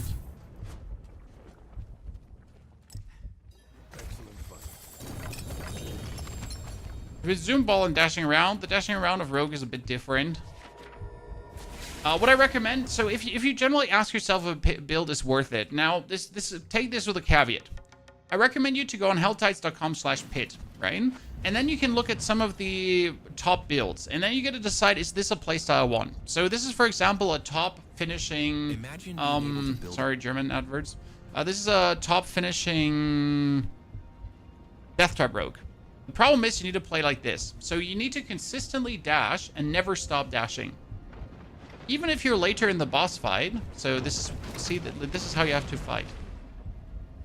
And that's all because of the chaotic power that gives you way more damage when you dash around. So you're pretty much dashing out of the damage range, right? Dashing away from the boss to randomly, hopefully put something roughly inside, like right here. To do some, like, you can never stand still. Standing still is death. Not death. Standing still is minus damage. So you like that? Play Rogue. Or you could play the Orphan Maker, but you get my drift, hopefully. Okay, we got the Kapaleka. Yeah.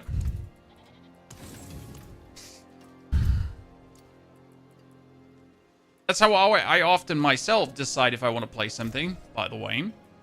By looking at these kind of builds and then be like, I'd rather shoot myself. Okay, we want core skills to... Yep, core skills to hit twice. So that one needs to be like first masterwork, then preferable second masterwork, or resources. Oh, nice. The critical strike damage is so-and-so. So we can destroy this now. And like, you would think we're not going to do much more damage, right? Because this is only 0.63. But again, we have 216 resource times 0.45. That is 97.2. And 216 times 0.63 is actually 136% more damage. So that's a 40% damage increase just like that. This is actually pretty good. You've just been using Mobilytics. Mobilytics is great, don't get me wrong. The pit leaderboard is kind of like, there's not all builds there, okay? So none of my builds is actually in the pit leaderboard.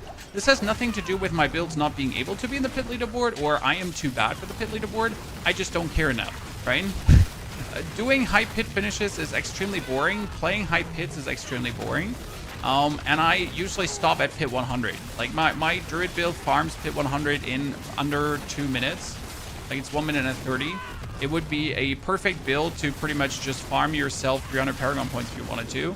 But I don't actually care about like diving deep into the pit because it's painful. Therefore, you will find builds in there, but it's usually the super sweaty try-hard builds, right? With the perfect masterworks and everything. But it can at least give you an inkling for how things feel. For example, if you're looking for Spiritborn builds, you won't find a single build that you can emulate. Because they're all super end stage builds that need at least 3 to 4 chaotic uniques, and that need to be perfectly those chaotic uniques, or you suck.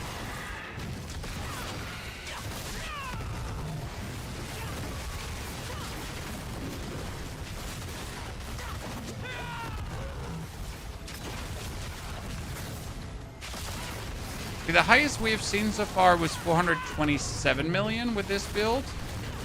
So let's witness a higher damage hit, ladies and gentlemen. I mean, if enemies would actually have enough HP.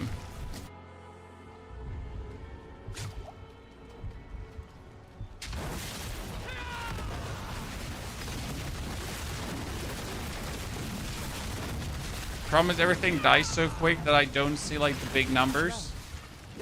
We don't get to witness those. Things just pop like pinatas. Any EM runes I can buy? Nah, sir. I got basically every rune once, and that's about it. I am rune starved as they go.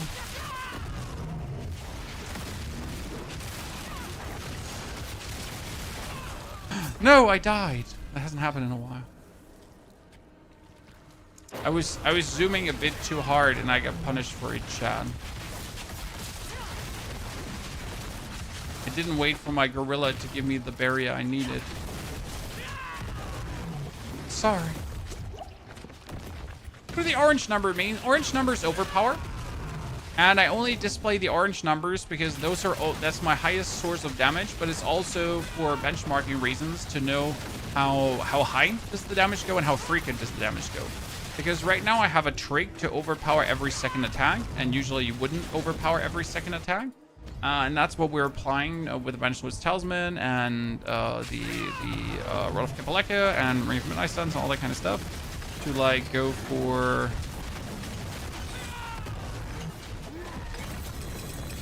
Oh, ring with 2 greater affixes. Nice. Okay, let's upgrade this.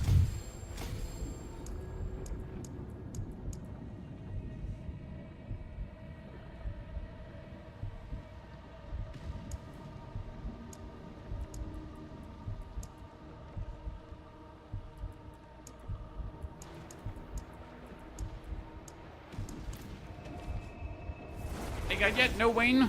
We've been finding out new things, new aspects, new everything. That's been boosting us quite nicely. Oh, that's Band of the First Breath. I can't eat my fat tushy. Let's get the last glyph, or the second to last glyph upgraded. Then let's do some more. 35. Do a 70.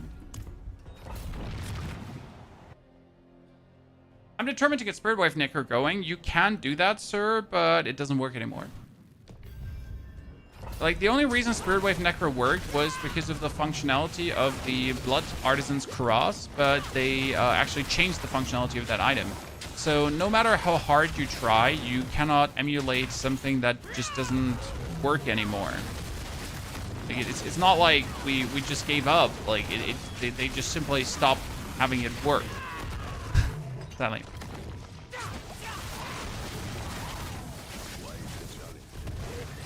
Barry, how much longer are you going to be? We have another hour and a bit for the stream. Currently, we got onto here to take care of the children because the wife is at a concert. And it was my daughter's birthday party. She had birthday yesterday, but it was like her children's birthday today. So they're like, I later have to do a cinema evening with them, as promised. Some popcorn, you know. Watch K-pop Demon Hunters for the 4th time now. But what can I say? They enjoy it. I don't mind it. I guess blame ADHD, guys, right? Watching one movie 400 times? I don't care. Right? I played the same pit 400 times in a row. What do I care about watching the same movie 400 times in a go? It's good, though. It's good, though, Patronus. Yeah, I'm not complaining, right? I'm not a hyper fan, but I won't complain. There are worse things to watch 400 times.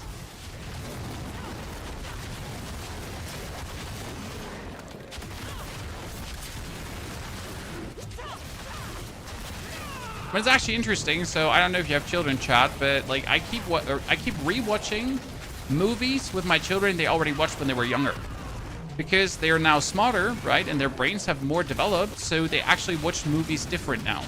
You know, you probably remember this when you watched a movie as a child, right? and you think the movie was great, or like you didn't understand the deeper meaning of a movie, and then you actually watch it as an that was 1 billion of damage, chat. We did 1 billion. Then you watch it as an adult, and you kind of notice, oh my fucking god, like this is a horrible movie. It's about war crimes, right? Or the good guy is actually the bad guy. What is happening? And suddenly it's opening your eyes, and you understand more things. And it's kind of funny to watch like your 7-year-old come to these realizations, right? In some of the children movies, and the hidden adult messages that are in there.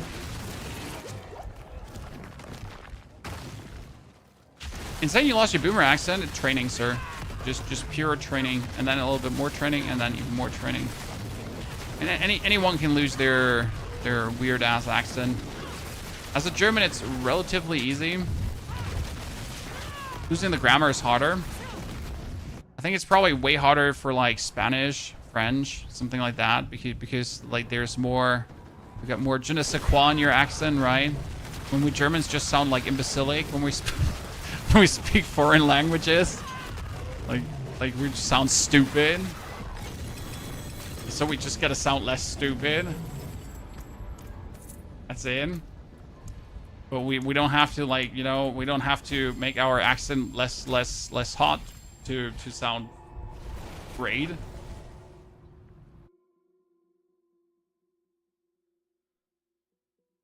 It's more funny that movies I watched as a child are now forbidden for children. I mean, there are a lot of movies that my parents showed me when I was young, including Disney movies, where I'm like, these are not children friendly at all. These are fucking scary movies. I mean, have you ever watched Aladdin recently? How goddamn scary Aladdin is in the first hour? I mean, Jafar turning into that old geezer inside the prison, like crooked teeth and everything. He looks horrifying. The whole genie lamp thingy going like all red, screen black, everything, dramatic music, flashing lights, everything. Right? You're like, what the fuck? Like, you turn it off. We're not watching Aladdin. I mean, in my memory, it's like, oh yeah, Robin Williams as the genie. It's so cool. I love Aladdin. It's such a cute movie. And there's the tiny monkey and the tiger and the princess. Yeah, but no.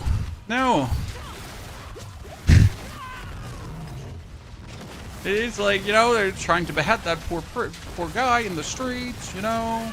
And there's a lamp and everyone's burning to death and, you know, that kind of stuff. Then Aladdin gets sank into the ocean and is about to die. After he gets kidnapped, right? And then like, you know, Jafar turns Jasmine into his sex slave. You're like, oh, let's not watch Aladdin. Aladdin, by the way, sorry. In German it's Aladdin. In English it's Aladdin.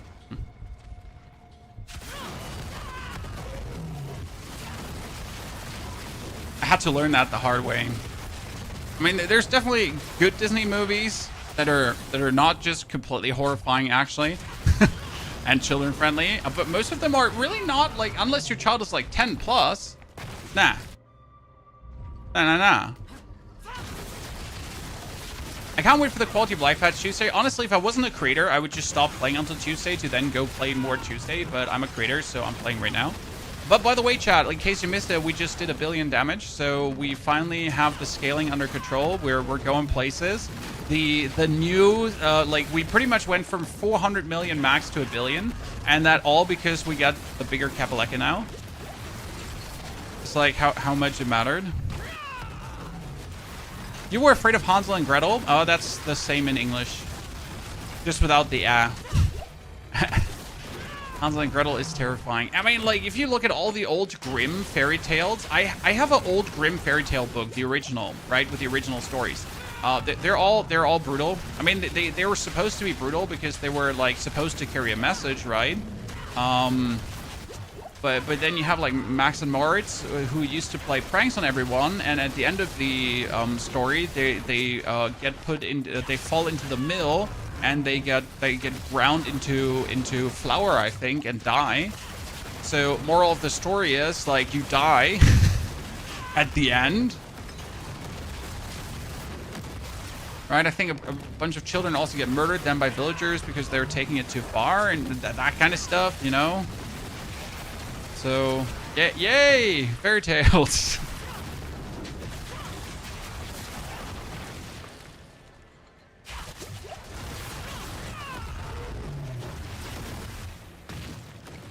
Is the guy online somewhere? No, not yet. But we pretty much managed to do this, and you only need one single chaotic unique, chat, for this. Okay.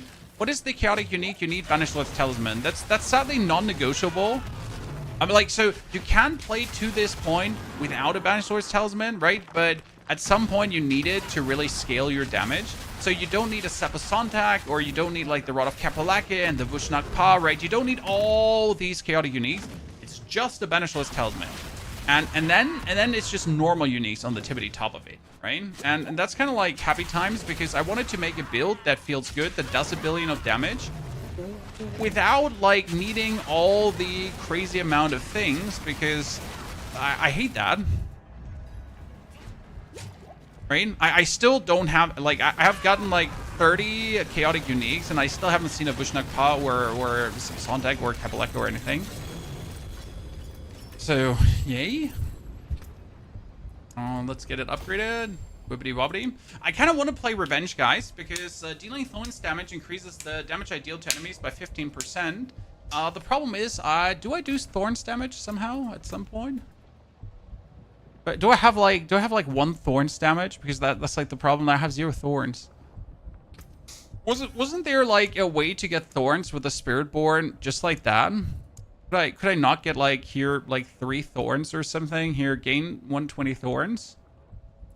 Now I have Thorns. Activate Armored Height grants you maximum resolve, increase your Thorns by 400. Yeah, I remember we get Thorns like that. See, this is the only reason why we're playing Revenge, because Revenge, like, dealing Thorns damage to enemies increase all damage taken by 1% up to 15%. The problem is they need to hit you like a lot of times, right? I don't use the Gorilla Spirit Hall. We use the Gorilla Spirit Hall here as second for the Unstoppable. Did I miss your Mage Hydra endgame guide? No, we only have a Hydra from last season, but that one still holds up. Hasn't changed much. So right now, just as a heads up for the people, like, I don't have the guide yet, but we can talk about this quickly. So we're currently playing the Rod of Kapaleka. Rod of Kapaleka uses all your vigor. We have 216 to do a super hit that gets boosted by 0.63% for vigor you used. Problem is, you need to restore that vigor. That's why we have Ring of the Midnight Sun. So we use up all our vigor, then we restore the vigor. What you have to make sure is that you have enough vigor regeneration that the Ring of Midnight Suns, together with the vigor regeneration, boom, gets you all the way up to 100% resource again. So you're going to use all your resource up, bam, you get back with the Ring of Midnight Suns. Then you get the Banished Lord's Talisman, and the Banished Lord's Talisman uses then 275 resource, bop, bop. Every second hit is a critical strike overpower. Super good. And due to using up all our resource and restoring it and using it and restoring it and restoring it, right? A lot. Now, we did use the Pain Gorger's Gauntlets to get us 8 ranks to basic skills. Why 8 ranks to basic skills? Because our Will Volley is a basic skill and a core skill because of the Rod of Kapaleka. Works really good. And currently, we also use the Harmony of Abawaka. The thing is, I want the Harmony of Abawaka as my actual helmet, right? And then the Banished Lord's Talisman as my pants. I have 2 Chaos Armors, but you don't need them. So that's what I'm trying to say is, right? Optimally, I would now get Sepa Sontak as a Chaos Armor too. That would be insane. Then I would instantly do 10 billion damage. Probably. Maybe 5, right? But if I get this one, if I get Sepa Sontak now, I have the chance for basic skills to deal double damage. I get my basic skill 100% more damage, so twice the damage, right? And 6 ranks to follow through for even more damage. And that would be insane instead of my boots, for example. Where do you get the Chaotic Armor? In Infernal Hordes. And Infernal Hordes needs to be Torment 3. Because Torment 2 is not guaranteed, Torment 3 is guaranteed. Then, obviously, Infernal Hordes helps. Plus, if you go for a Whisper, Tree of Whispers, if you get the chest, the Chaos chest, guys. So in case you didn't know this, there's the Chaos Cache, the Chaotic Cache of blah, blah, blah. That one drops Chaos Armor. I think it's guaranteed. The Greater Chaos Cache always drops Chaos Armor. It sounds stupid because why would the Greater Chaos... Yeah, it's the Greater Chaos Cache. Suck it. That's why it drops Chaos Armor. Usually I would never take the Greater Cache of Chaos because I'd rather take chess pieces or whatever, but the Greater Cache of Chaos has Chaotic Armor. Guaranteed. Okay.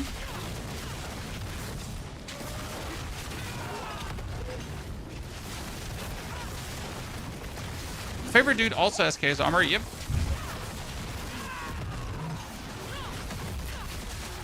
You can gamble your Obolts for Chaos Armor. You can get Chaos Armor from normal Nightmare dungeons. So if you finish a Nightmare dungeon, there could be Chaos Armor. If you finish a Chaotic Nightmare dungeon, there could be Chaos Armor. The lair bosses can drop Chaos Armor. That is super rare, though. I think I've dropped 4 Chaos Armor from that so far. Nightmare Dungeon Escalation has a good chance for Chaos Armor too. So actual Astaroth Chaos Armor. However, the best is 8 Wave Hordes and then Bartok. I think that Tier 4 Bartoks only drops 1 Chaos Armor is bullshit. I'm sorry. Tier 4 Bartok should always drop at least 2 Chaos Armor and everything else is scam. And I will die on this hill. It's a very comfortable hill to die on. I think, like, it's Tier 4. It's Torment 4. The final tier. And I get 1 single Chaotic Armor.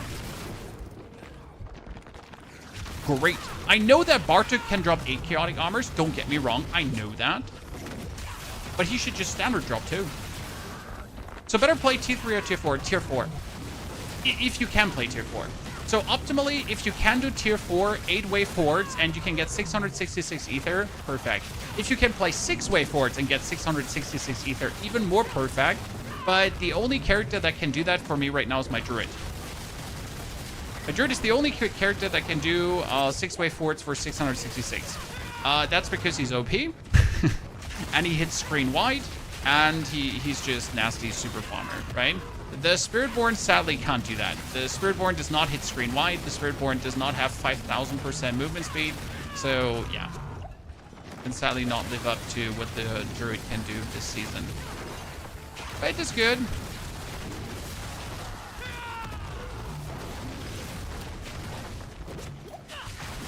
Henry, I'm happy I could bring you in the mood for D4 again. Give it like 30 minutes and then start yelling at the screen. Now, I gotta personally say I really enjoy Diablo 4. Not because I'm just a Diablo 4 content creator. I actually have fun playing the game, right? Sure, sometimes leveling can be a bit dull because it's pretty much like a mechanical process for me at this point, as I have like it down to the dot on how I level. Still though, I like the leveling. Oh, pants, chaotic pants. Let's go. Still though, I like the leveling.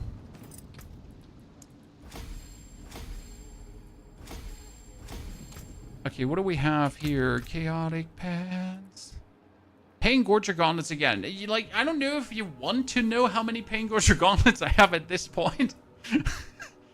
It's too many. See, there's... So, to the topic here, there's one and there's another one. Yeah, let's go. What pit level 70? We could go higher Wookiee, but for leveling the glyphs, it's not needed. I think right now we could do an 80, maybe 85 too. However, I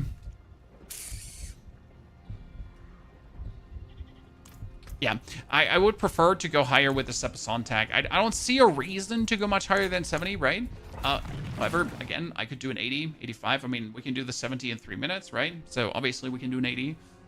Still, like that would obviously take more time.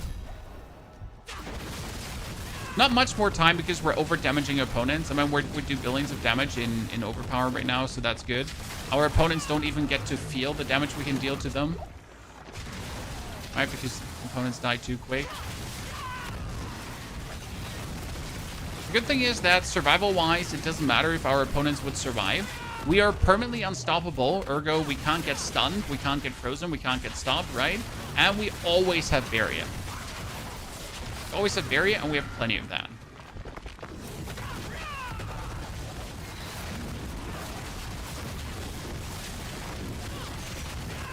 Kind of very useful.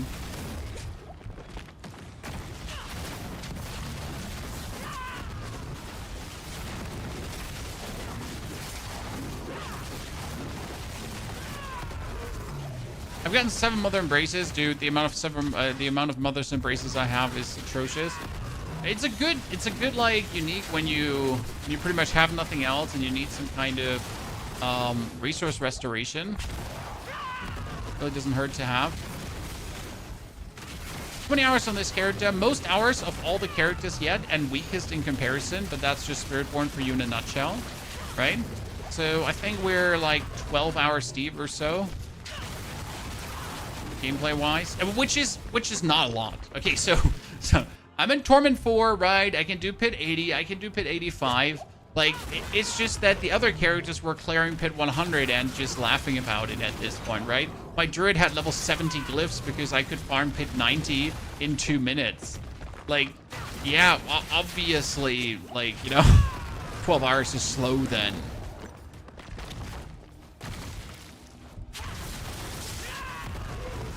Or it's hard to compare that with each other.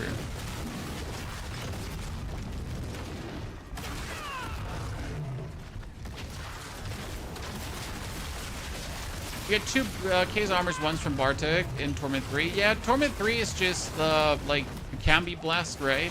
It's infrequent. It's more important, though, that you actually come to Bartek, right? There's no advantage in doing Torment 4 if you barely make it to Bartek, if even. So if you do it in Torment 3 more regularly yet, do it in Torment 3. However, you gotta also consider that in Torment 4, you get more experience, which makes, obviously, Torment 4 so alluring, because not only are you going to get then your chaotic armor, you're also going to get more paragon points, right? And that's something to not underestimate, because not only do you want the chaos armor, and more paragon points are also good. So like farming Torment 3 always feels then like you're wasting your time, because you could be getting that much more XP.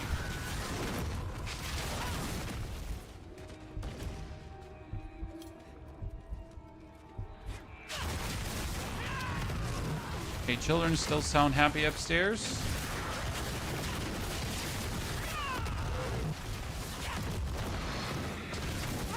Good.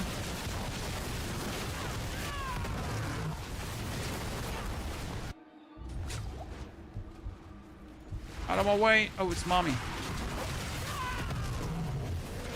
Hello, mom. Around, see hi.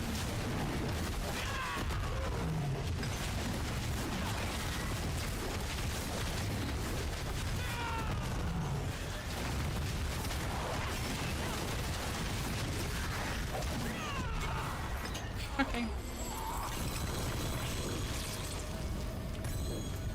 Oh, Tribute of Radiance. Which one was Radiance again, Shan? That one. That one. Okay, we only need to do one more. One more.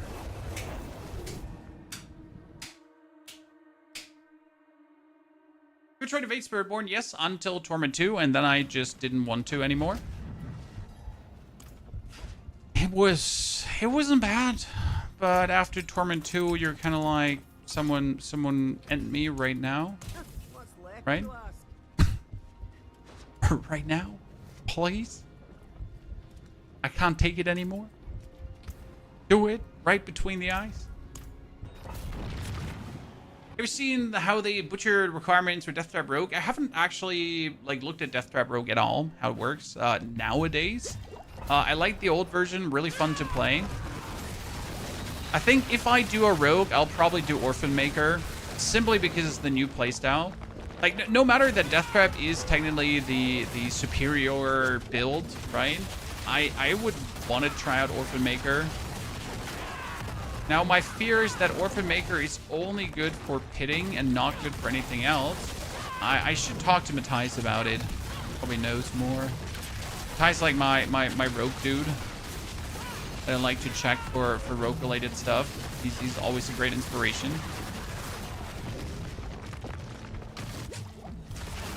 For Pulverized Druid, you don't need Chaos Armor to get it online. No. I mean, Pulverized Druid doesn't even need a unique to get it online. You literally just play Pulverized Overabundance, Brawn over Brains, and that's it, done.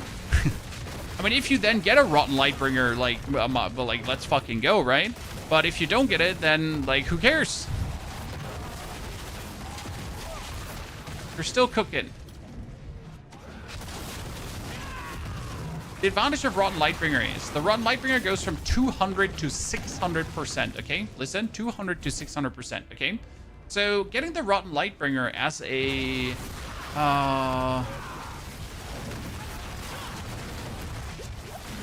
as a chaotic armor goes instantly to 720%, right? Instantly. That's pretty cool. Shroud of the False Death is now required to make Death Grip Rogue work. Well, that's terrible.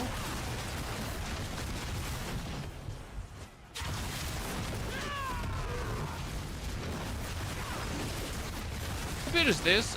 Gorilla, Full Volley, Permanent Overpower, together with Massive Barrier on 1% HP playstyle. We also made it a bit more convenient because there are versions where you play almost without automatic barrier generation, but I added automatic barrier generation for this because the no automatic barrier generation works well for the pit because you consistently have your ulti, right?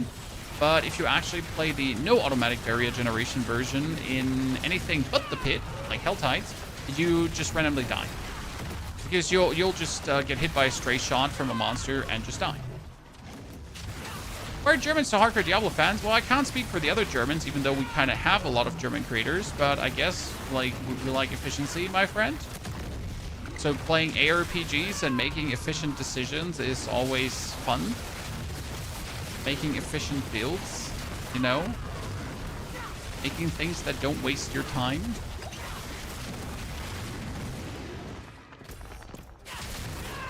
Doesn't that sound good to you?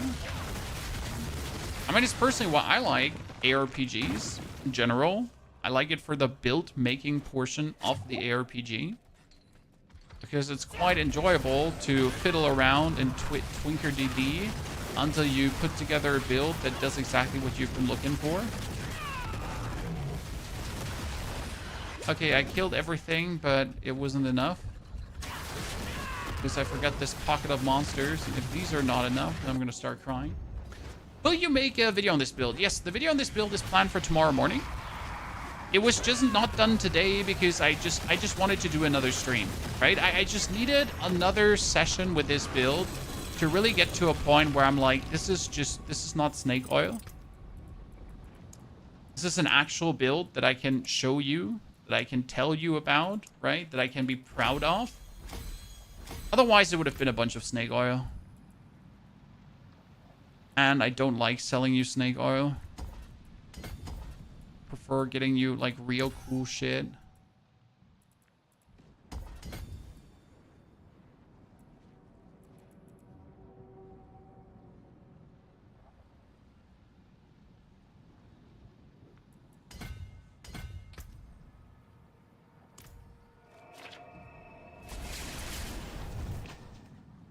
Question on your Zoom Sword build. I'm having issues on tier 4 where I keep getting down to the bottom of my mana health. Any way to deal with that?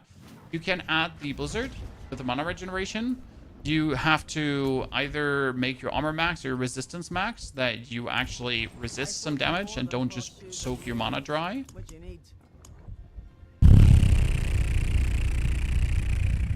Should we try to get a better Rod of Kapaleka again? Probably. Still our best item, damage growth wise. Yeah, those would be the main things I would recommend.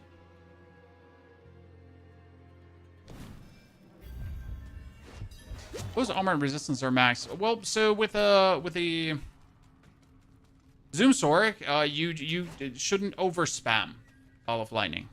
So you spam Ball of Lightning, yes. You get a lot of Ball of Lightning, yes.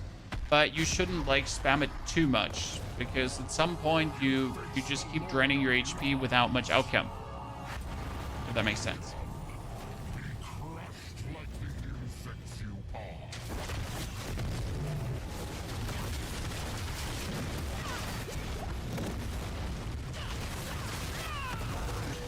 Now we should be stronger than last time we were here.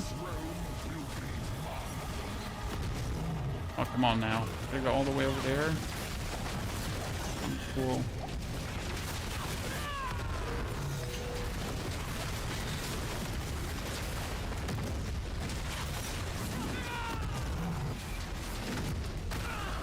Oh no, I had to walk through the poison and the poison ate me. Are we still playing D4? I played for 5 days and literally did everything in the game. I doubt that, brother. I have 4 characters now up to level 60 in Torment 4. Farming Pit 100. That takes time.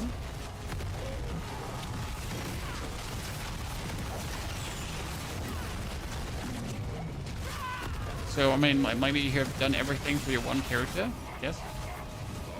It's rather quick if you don't bother about playing more than one character.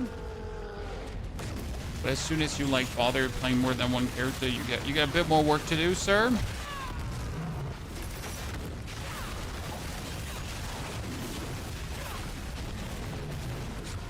I was too lazy. I didn't want to go.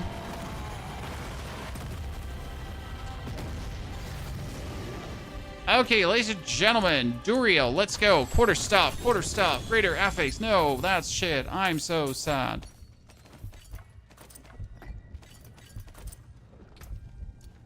What do I get for myself there? We got a Godsire Crown, Soulbron, Banished Lords, and nothing else. So, sadness. You're seeing your spam. Yeah, so there's definitely over spamming in Sorg, where you just keep soaking your mana empty. For example, in the Boom Ball of Lightning, where you overpower for damage, at some point I just stop shooting for like 21, 22, 23. Mana full again, and then we go.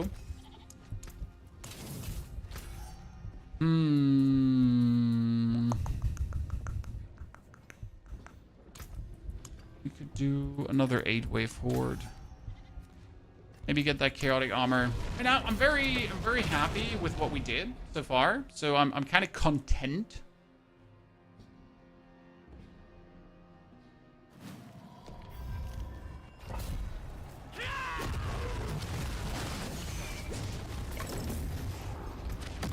All right, we got the things we need.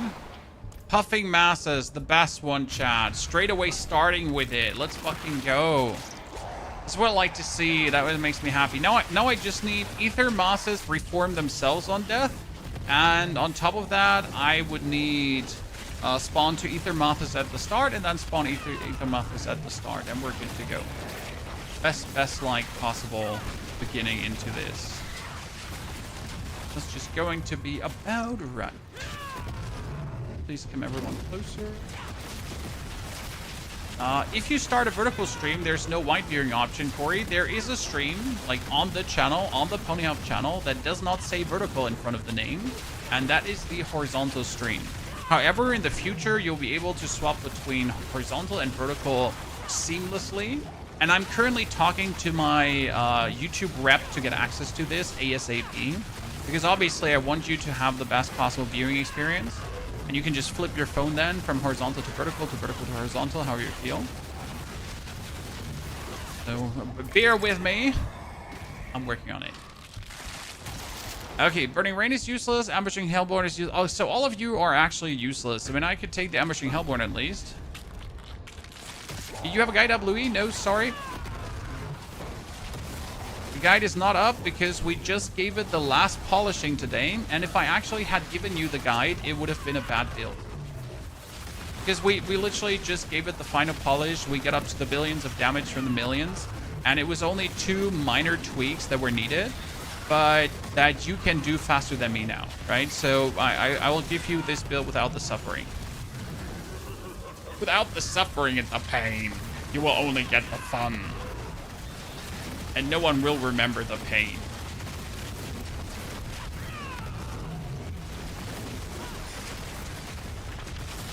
That's good.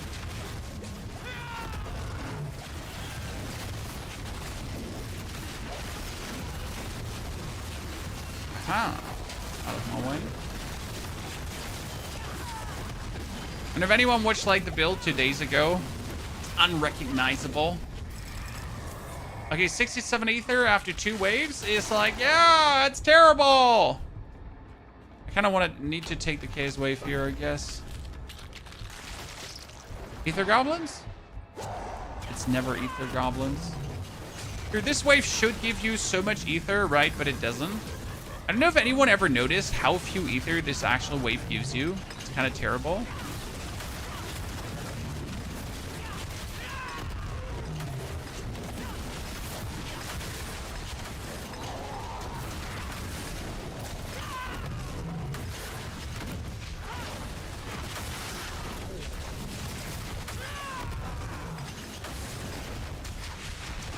Like for a wave that's just like consistently spawning bosses, you would actually assume this would pop, right? But it doesn't. It just also stops summoning bosses in between because you're killing them too fast. It's only good if you have the +3 Lord stuff. Yeah, I fully agree. What are the odds to get mythic items at level 22? Actually impossible. You can only get mythics from level 35 on. So level 35 opponents onwards can drop mythics. There's the Mothing Mosses. Mosses reform on death.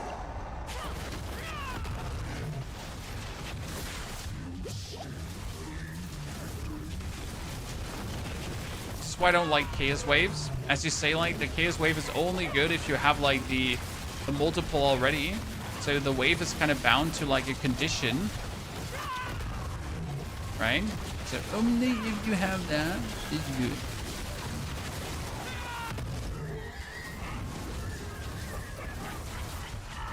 Somehow you get one with level 22. I mean, if you get level 35 level loot, for example, if you picked up something from the reputation board, or if you get something from the seasonal journey, that was supposed to be level 35 level loot, then it's possible that you get a mythic, right? So any source of level 35 loot, let's say it different. Any source of level 35 loot from that point on can be mythic. Okay. Most don't know this. That's why you also can equip mythics from level 35 on. Right? That's the reason, because of that. Oh man, I don't want to take another Chaos Wave. Screw it. I'm gonna stay with the Mosses now. Eat my offering, Chaos Wave. I don't trust you anymore. Trade me.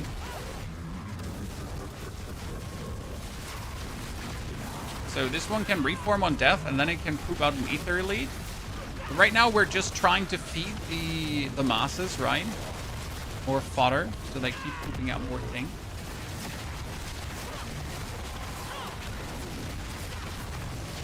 The only thing we need now is two at the start of the wave. But yeah, please give me more Soul Spires. I totally do not abhor this.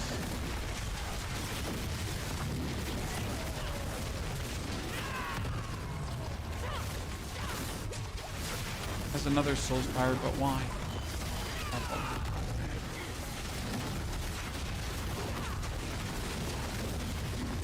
So if I could get like one more Soul Spire, I would be like really not happy about that.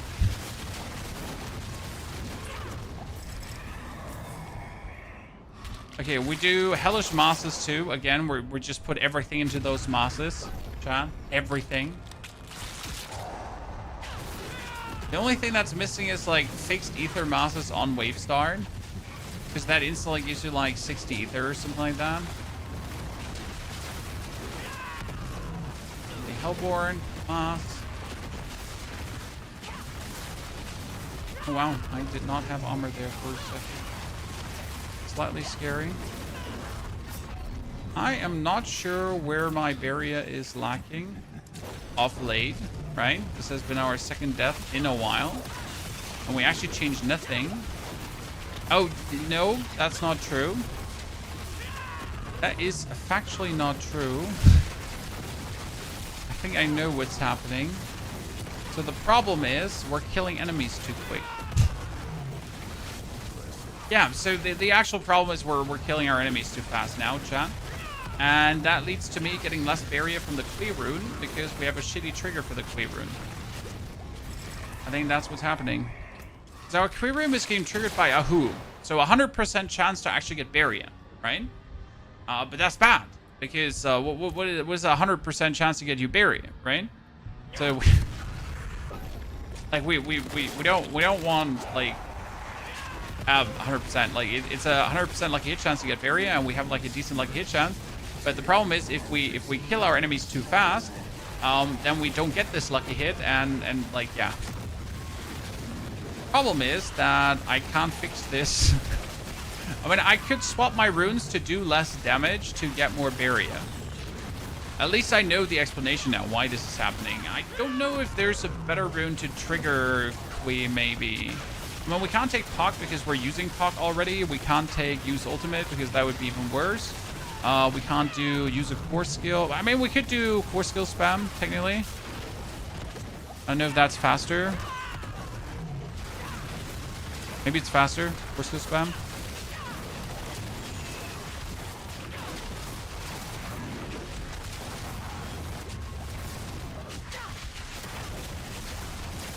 Yeah. Yeah. I don't have core skill spam, though. Okay, so, Chad, this has been an absolute horrible experience. And I think we're not even going to get 666 ether. That's a terrible one. We're going to start a second character yet. I mean, if you have the Raven build, you don't feel the need to start a second character, brother. You're like, good. Please don't shoot me, weird ballistas. I know you have freeze. And I know I don't want to get frozen by you. Binary? No, we're doing Awakening. Oh, we're doing some Doom.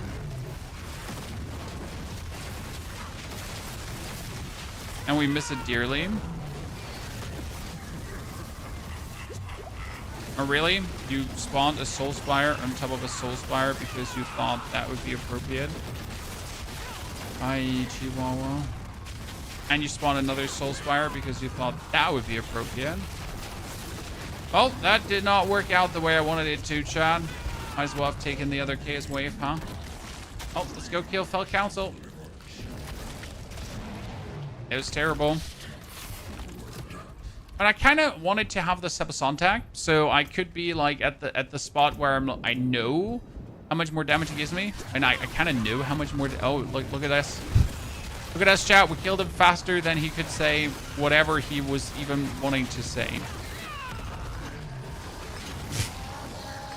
Poor guys. Let's get pooped on. Kind of funny. I'm not gonna lie.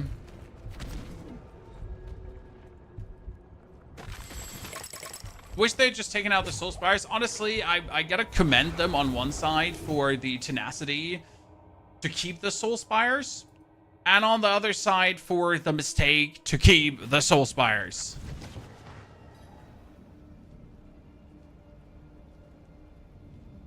Right? It's like, wow, like, I'm so happy you didn't just axe the concept, but why are you so bad? At that.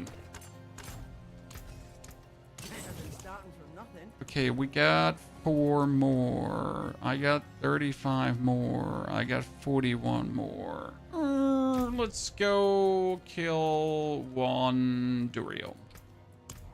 There's always a chance, chat.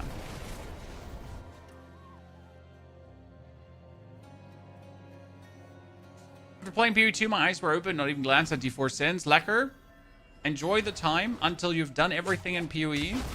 And then just start playing the other ARPGs again. Because the point always comes. Sincerely, someone who plays all the ARPGs because else pain, right?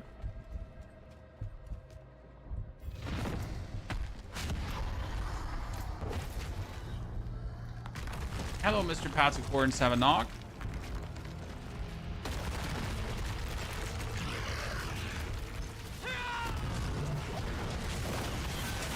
Oh wow, we're killing him so much faster with that new with that new Abawaka, Kapaleka.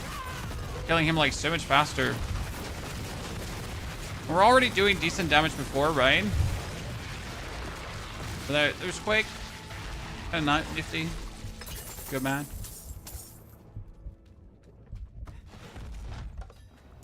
Maybe we get a Belial too. Belial. Oh, Belial.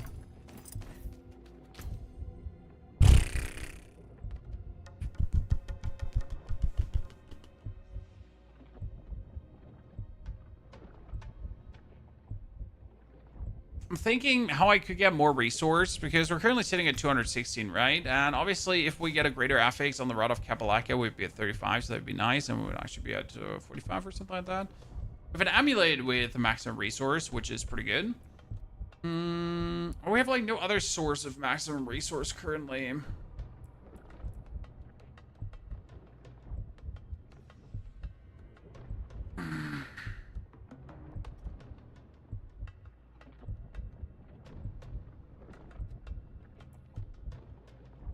You could technically play...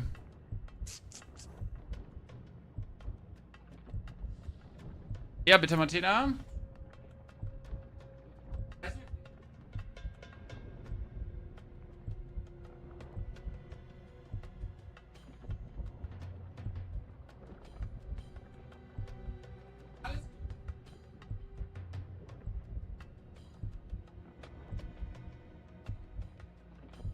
Okay. Sorry. Meal plans for the children. We wanted to kill this for the 5 whispers. And I just want to see how quick I can kill Endariel, right? I want to see how quickly we can kill Endariel. Should we do a pit 80 just to see how long that would take too, chat?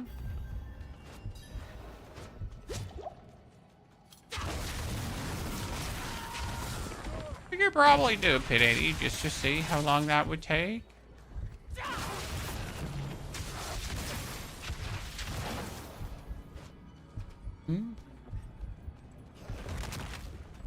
Harder just dropped a 3GA perdition. I couldn't even play it.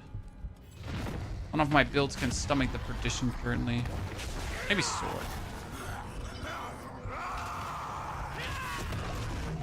Oops. Fat finger hop. What they call him.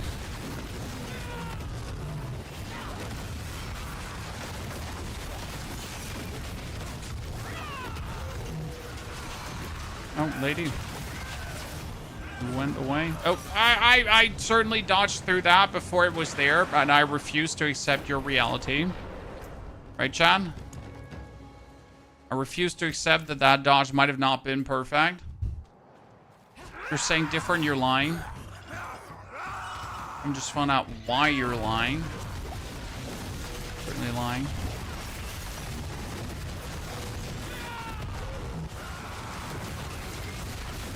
Oh, she actually summons the fire beam this early and then just stands in the middle so I can't kill her? Great.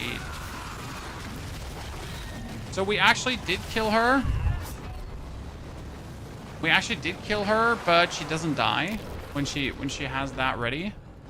I hate her vulnerable mechanics. The problem is that my barrier is not made for this. So Endariel might be uniquely horrible for the Spiritborn. Because I am really, really not made for this.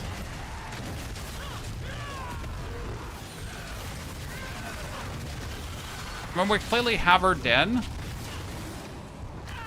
Yeah, I just died because I have no HP. Okay, yeah, that's definitely not something I wish to do. Interesting, though, that, like, Spiritborn would be so bad for her. At least this Spiritborn would be so bad for her, right?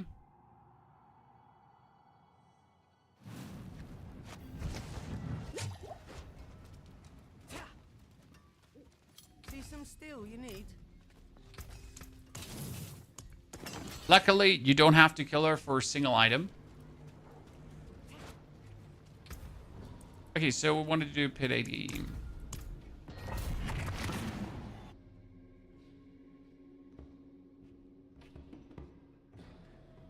The room was called that half HP. I think you have enough damage. No, sir.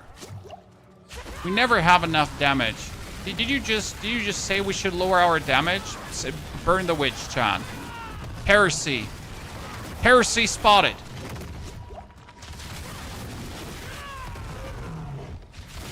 Call the Inquisition. Custodes take him. The man's a sinner. Speaks out against the Emperor. Terrible person.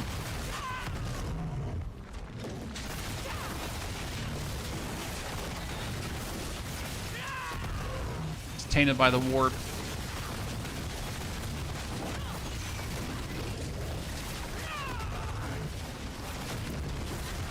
As I said, like, due to the amount of overpowers we do and the frequency of overpowers we do, a higher pit tier like 80 wouldn't even feel more difficult because we're just over damaging anyways, right? So we're over damaging the pit 70 by far and wide. So doing a higher tier is kind of like just whatever's, right?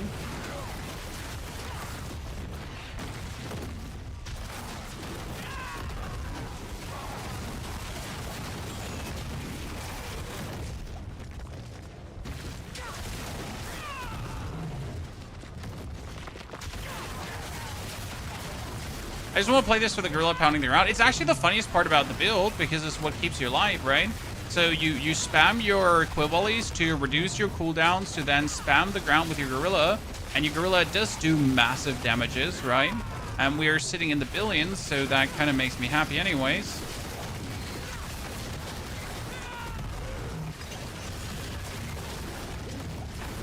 And this is like by far not like I have shoddy masterworks, right? I don't have the chaotic armor I want. I don't have the greater affixes I want. And yet we're sitting here. Life's good. However, still, like from all the classes, the hardest one to gear out. And also now if I want to scale, that's where it gets then the tricky with the Spiritborn. Because I need those perfect masterworks we were talking about, right? I need those greater affix items to take this to the next level there where I want it to be.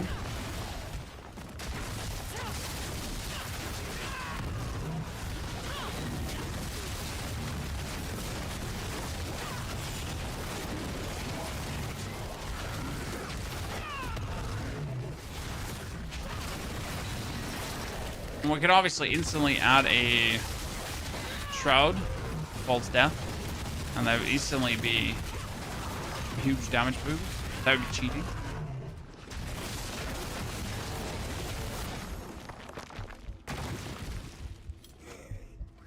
Minimum level of glyphs too. That's true. We could actually get the glyphs way higher, but that's also why you want to do pit 80s, right? I mean, if you can do a pit 80 in 5 minutes, you can get all your glyphs at least up to level 62 easily, because with pit 80 you can maintain the +2 until level 62, right? And then after doing that, you do pit 85 to get all your glyphs up to 66, and then you pit 90s to get your like 72, and so on, right? So that's when the slow and gradual grind begins, unless obviously you pick up some super strong chaotic item that allows you to just go way higher right away. Oh, I just did a 2 billion hit there, chat, actually. Interesting. As I said, I never get to see like the 2 billion hits because like normal enemies, they don't take the amount of damage that we deal to them. Oh, they're 1.7 billion too.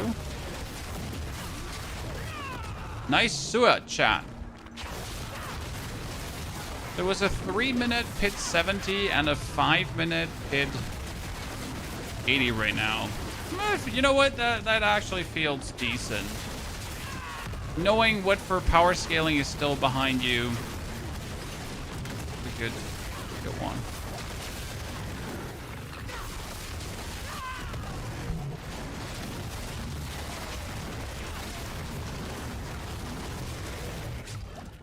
Okay, so in the guide, we have to include the 1-60 evade Spiritborn, right? To kind of tell you how to get to the point where you can play this build. That makes sense to you guys? I guess you don't just want the endgame build. I guess you also want the way to the endgame build. So we gotta talk about like playing evade Spiritborn until certain point X, and then swapping over to something different. So you could like then progress into what we're doing here. Oh, massive damage, chat. Massive damage. Nice. Felt very good. I like to see that.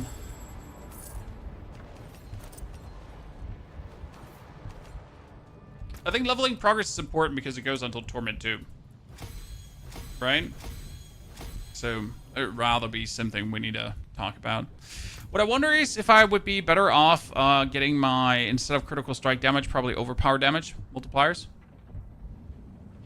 Should probably be it.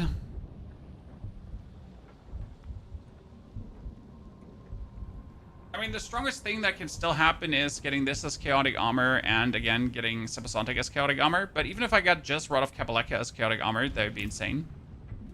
So I'm a bit sad that we still don't have that. Okay, pit 80 done, chat. 5 minutes. That means we could do 85 to 90 probably, which is actually crazy. I did not expect that 90 is on the table already. But it does seem like that 90 would be on the table. So, like, can I have a round of applause for the Spiritborn?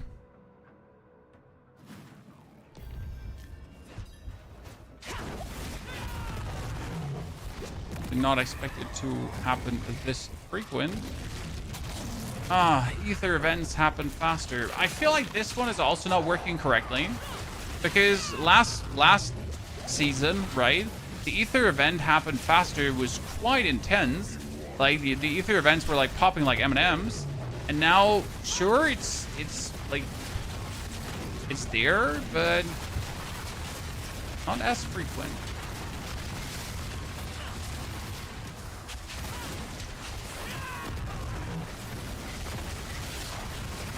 That was ass clapping, whatever floats your boat, sir. You can imagine whatever you want. This is a free fetish, non-judgmental zone. So pop off, sir. Is the main overpower perk? Nope. Main overpower perk is actually worse than using Beast Cornered. Beast Cornered is 180%. Main overpower perk is 120%. Beast Cornered actually better. Stalking Devil or Hungry Spires? I mean, Stalking Devil, immediate bonus. Hungry Spires, like... Hungry Spires?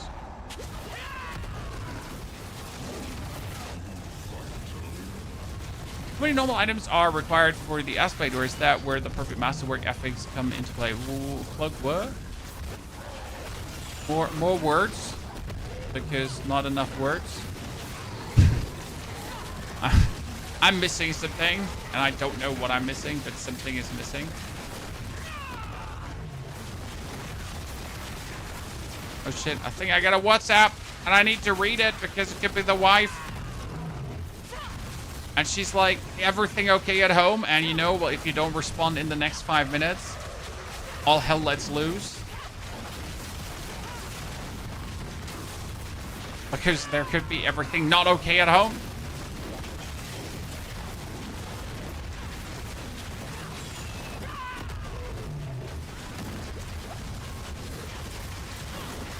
You die, lads. I need to check. Ah, see? I told you. I don't want to be like this guy that says I told you so, but I told you so.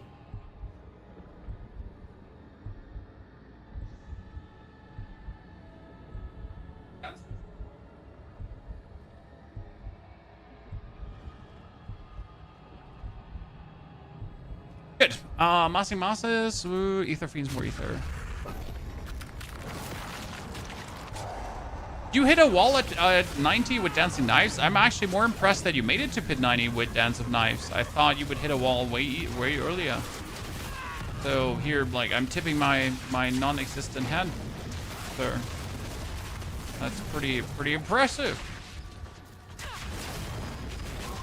We have a leveling build for this. Yes, we have a leveling build already up, but it's not as good explained as the video will be. The leveling build is Evade Spiritborn, and there's a few steps to Evade Spiritborn that if you do it for the first time and you don't have like really a step-by-step plan, you might struggle with it.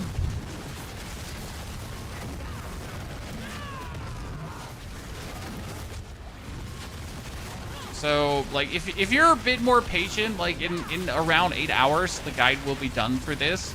But you know, I gotta sleep first because for me it's 6 p.m. and I know 8 hours sounds soon, but I don't sleep that much, so yay.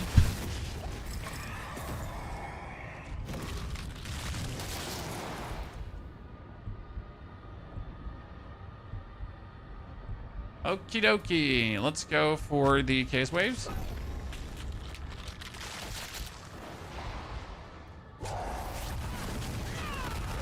What in normal? I'm Cloaked. I'm still not sure what you're asking, Cloaked. You have me at a disadvantage.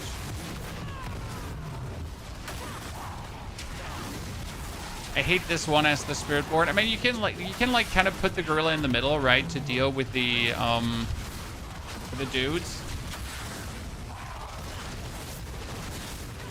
But you're still like required to dash out and dash back in, and then dash out and dash back in.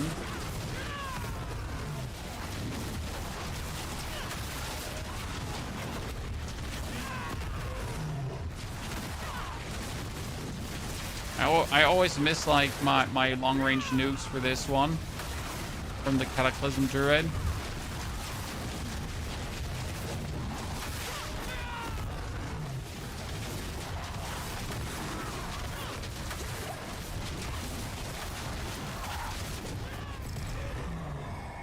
Okay. Summon Hellborn, no. Hellish Monsters, no. You're all terrible. Summon Hellborn. Let's go.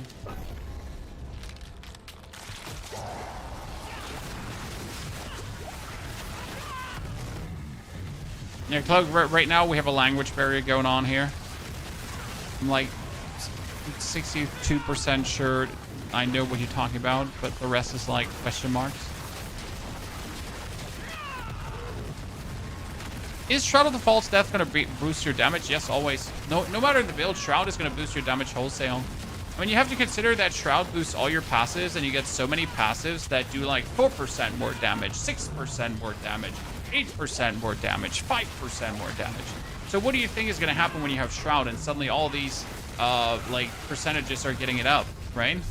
I mean, usually Shroud leads to 60 to 80% damage increase alone over the aspects that you're boosting. Shroud in a nutshell, usually.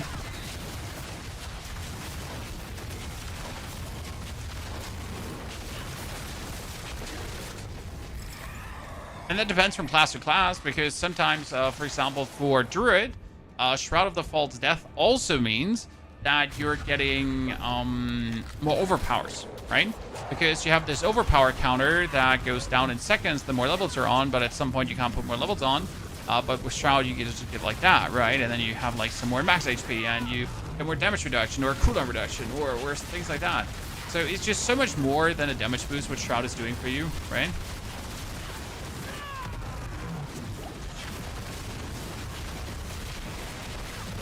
There's so much.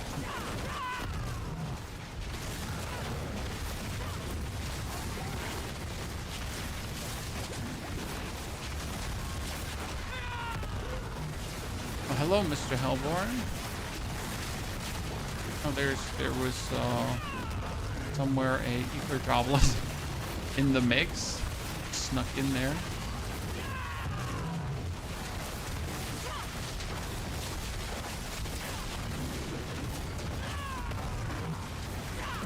Like that Hellborn can spawn with events is doing some good job. We're still not at 666 ether, chat.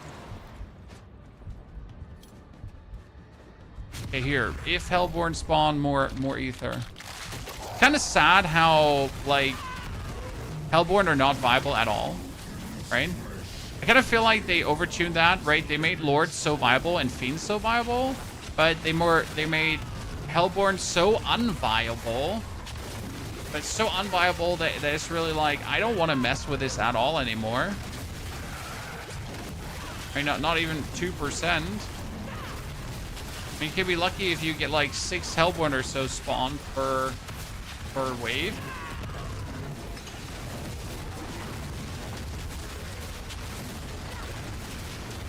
Such a rare random occurrence.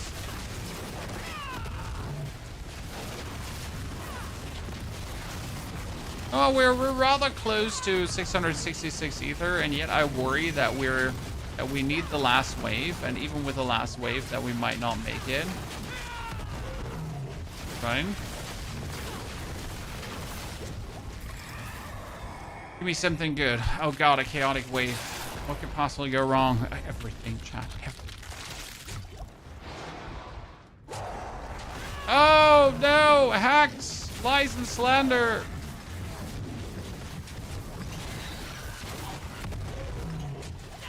Spiritborn is actually a bit like good for this because I pretty much dash from goblin to goblin, right? But since my attacks are all area focused forward, not only do we dash from goblin to goblin, we also kind of like hit all the small goblins instantly. And that leads to like instant killing them all. Kind of like when you're playing Cataclysm Druid, it just goes nasty.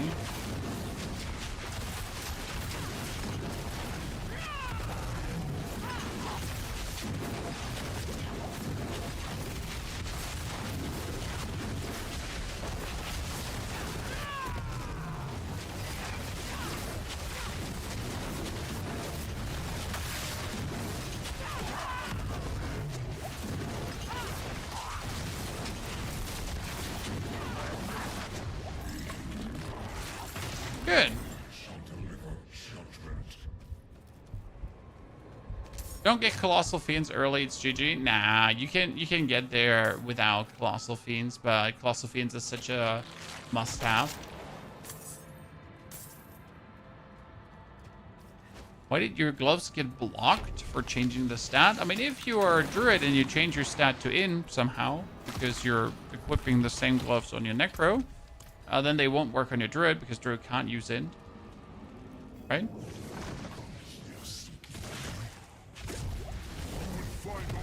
Or wrong aspect from a different class or whatever. You have aspect of Wild Rage on.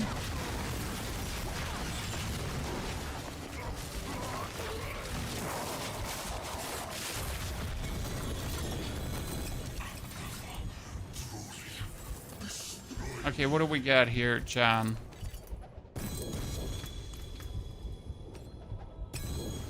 So, this is Ixfel's Corroded Signet. This is Enduring Faith, and that's Loyalty's Mantle, and all of those are terrible.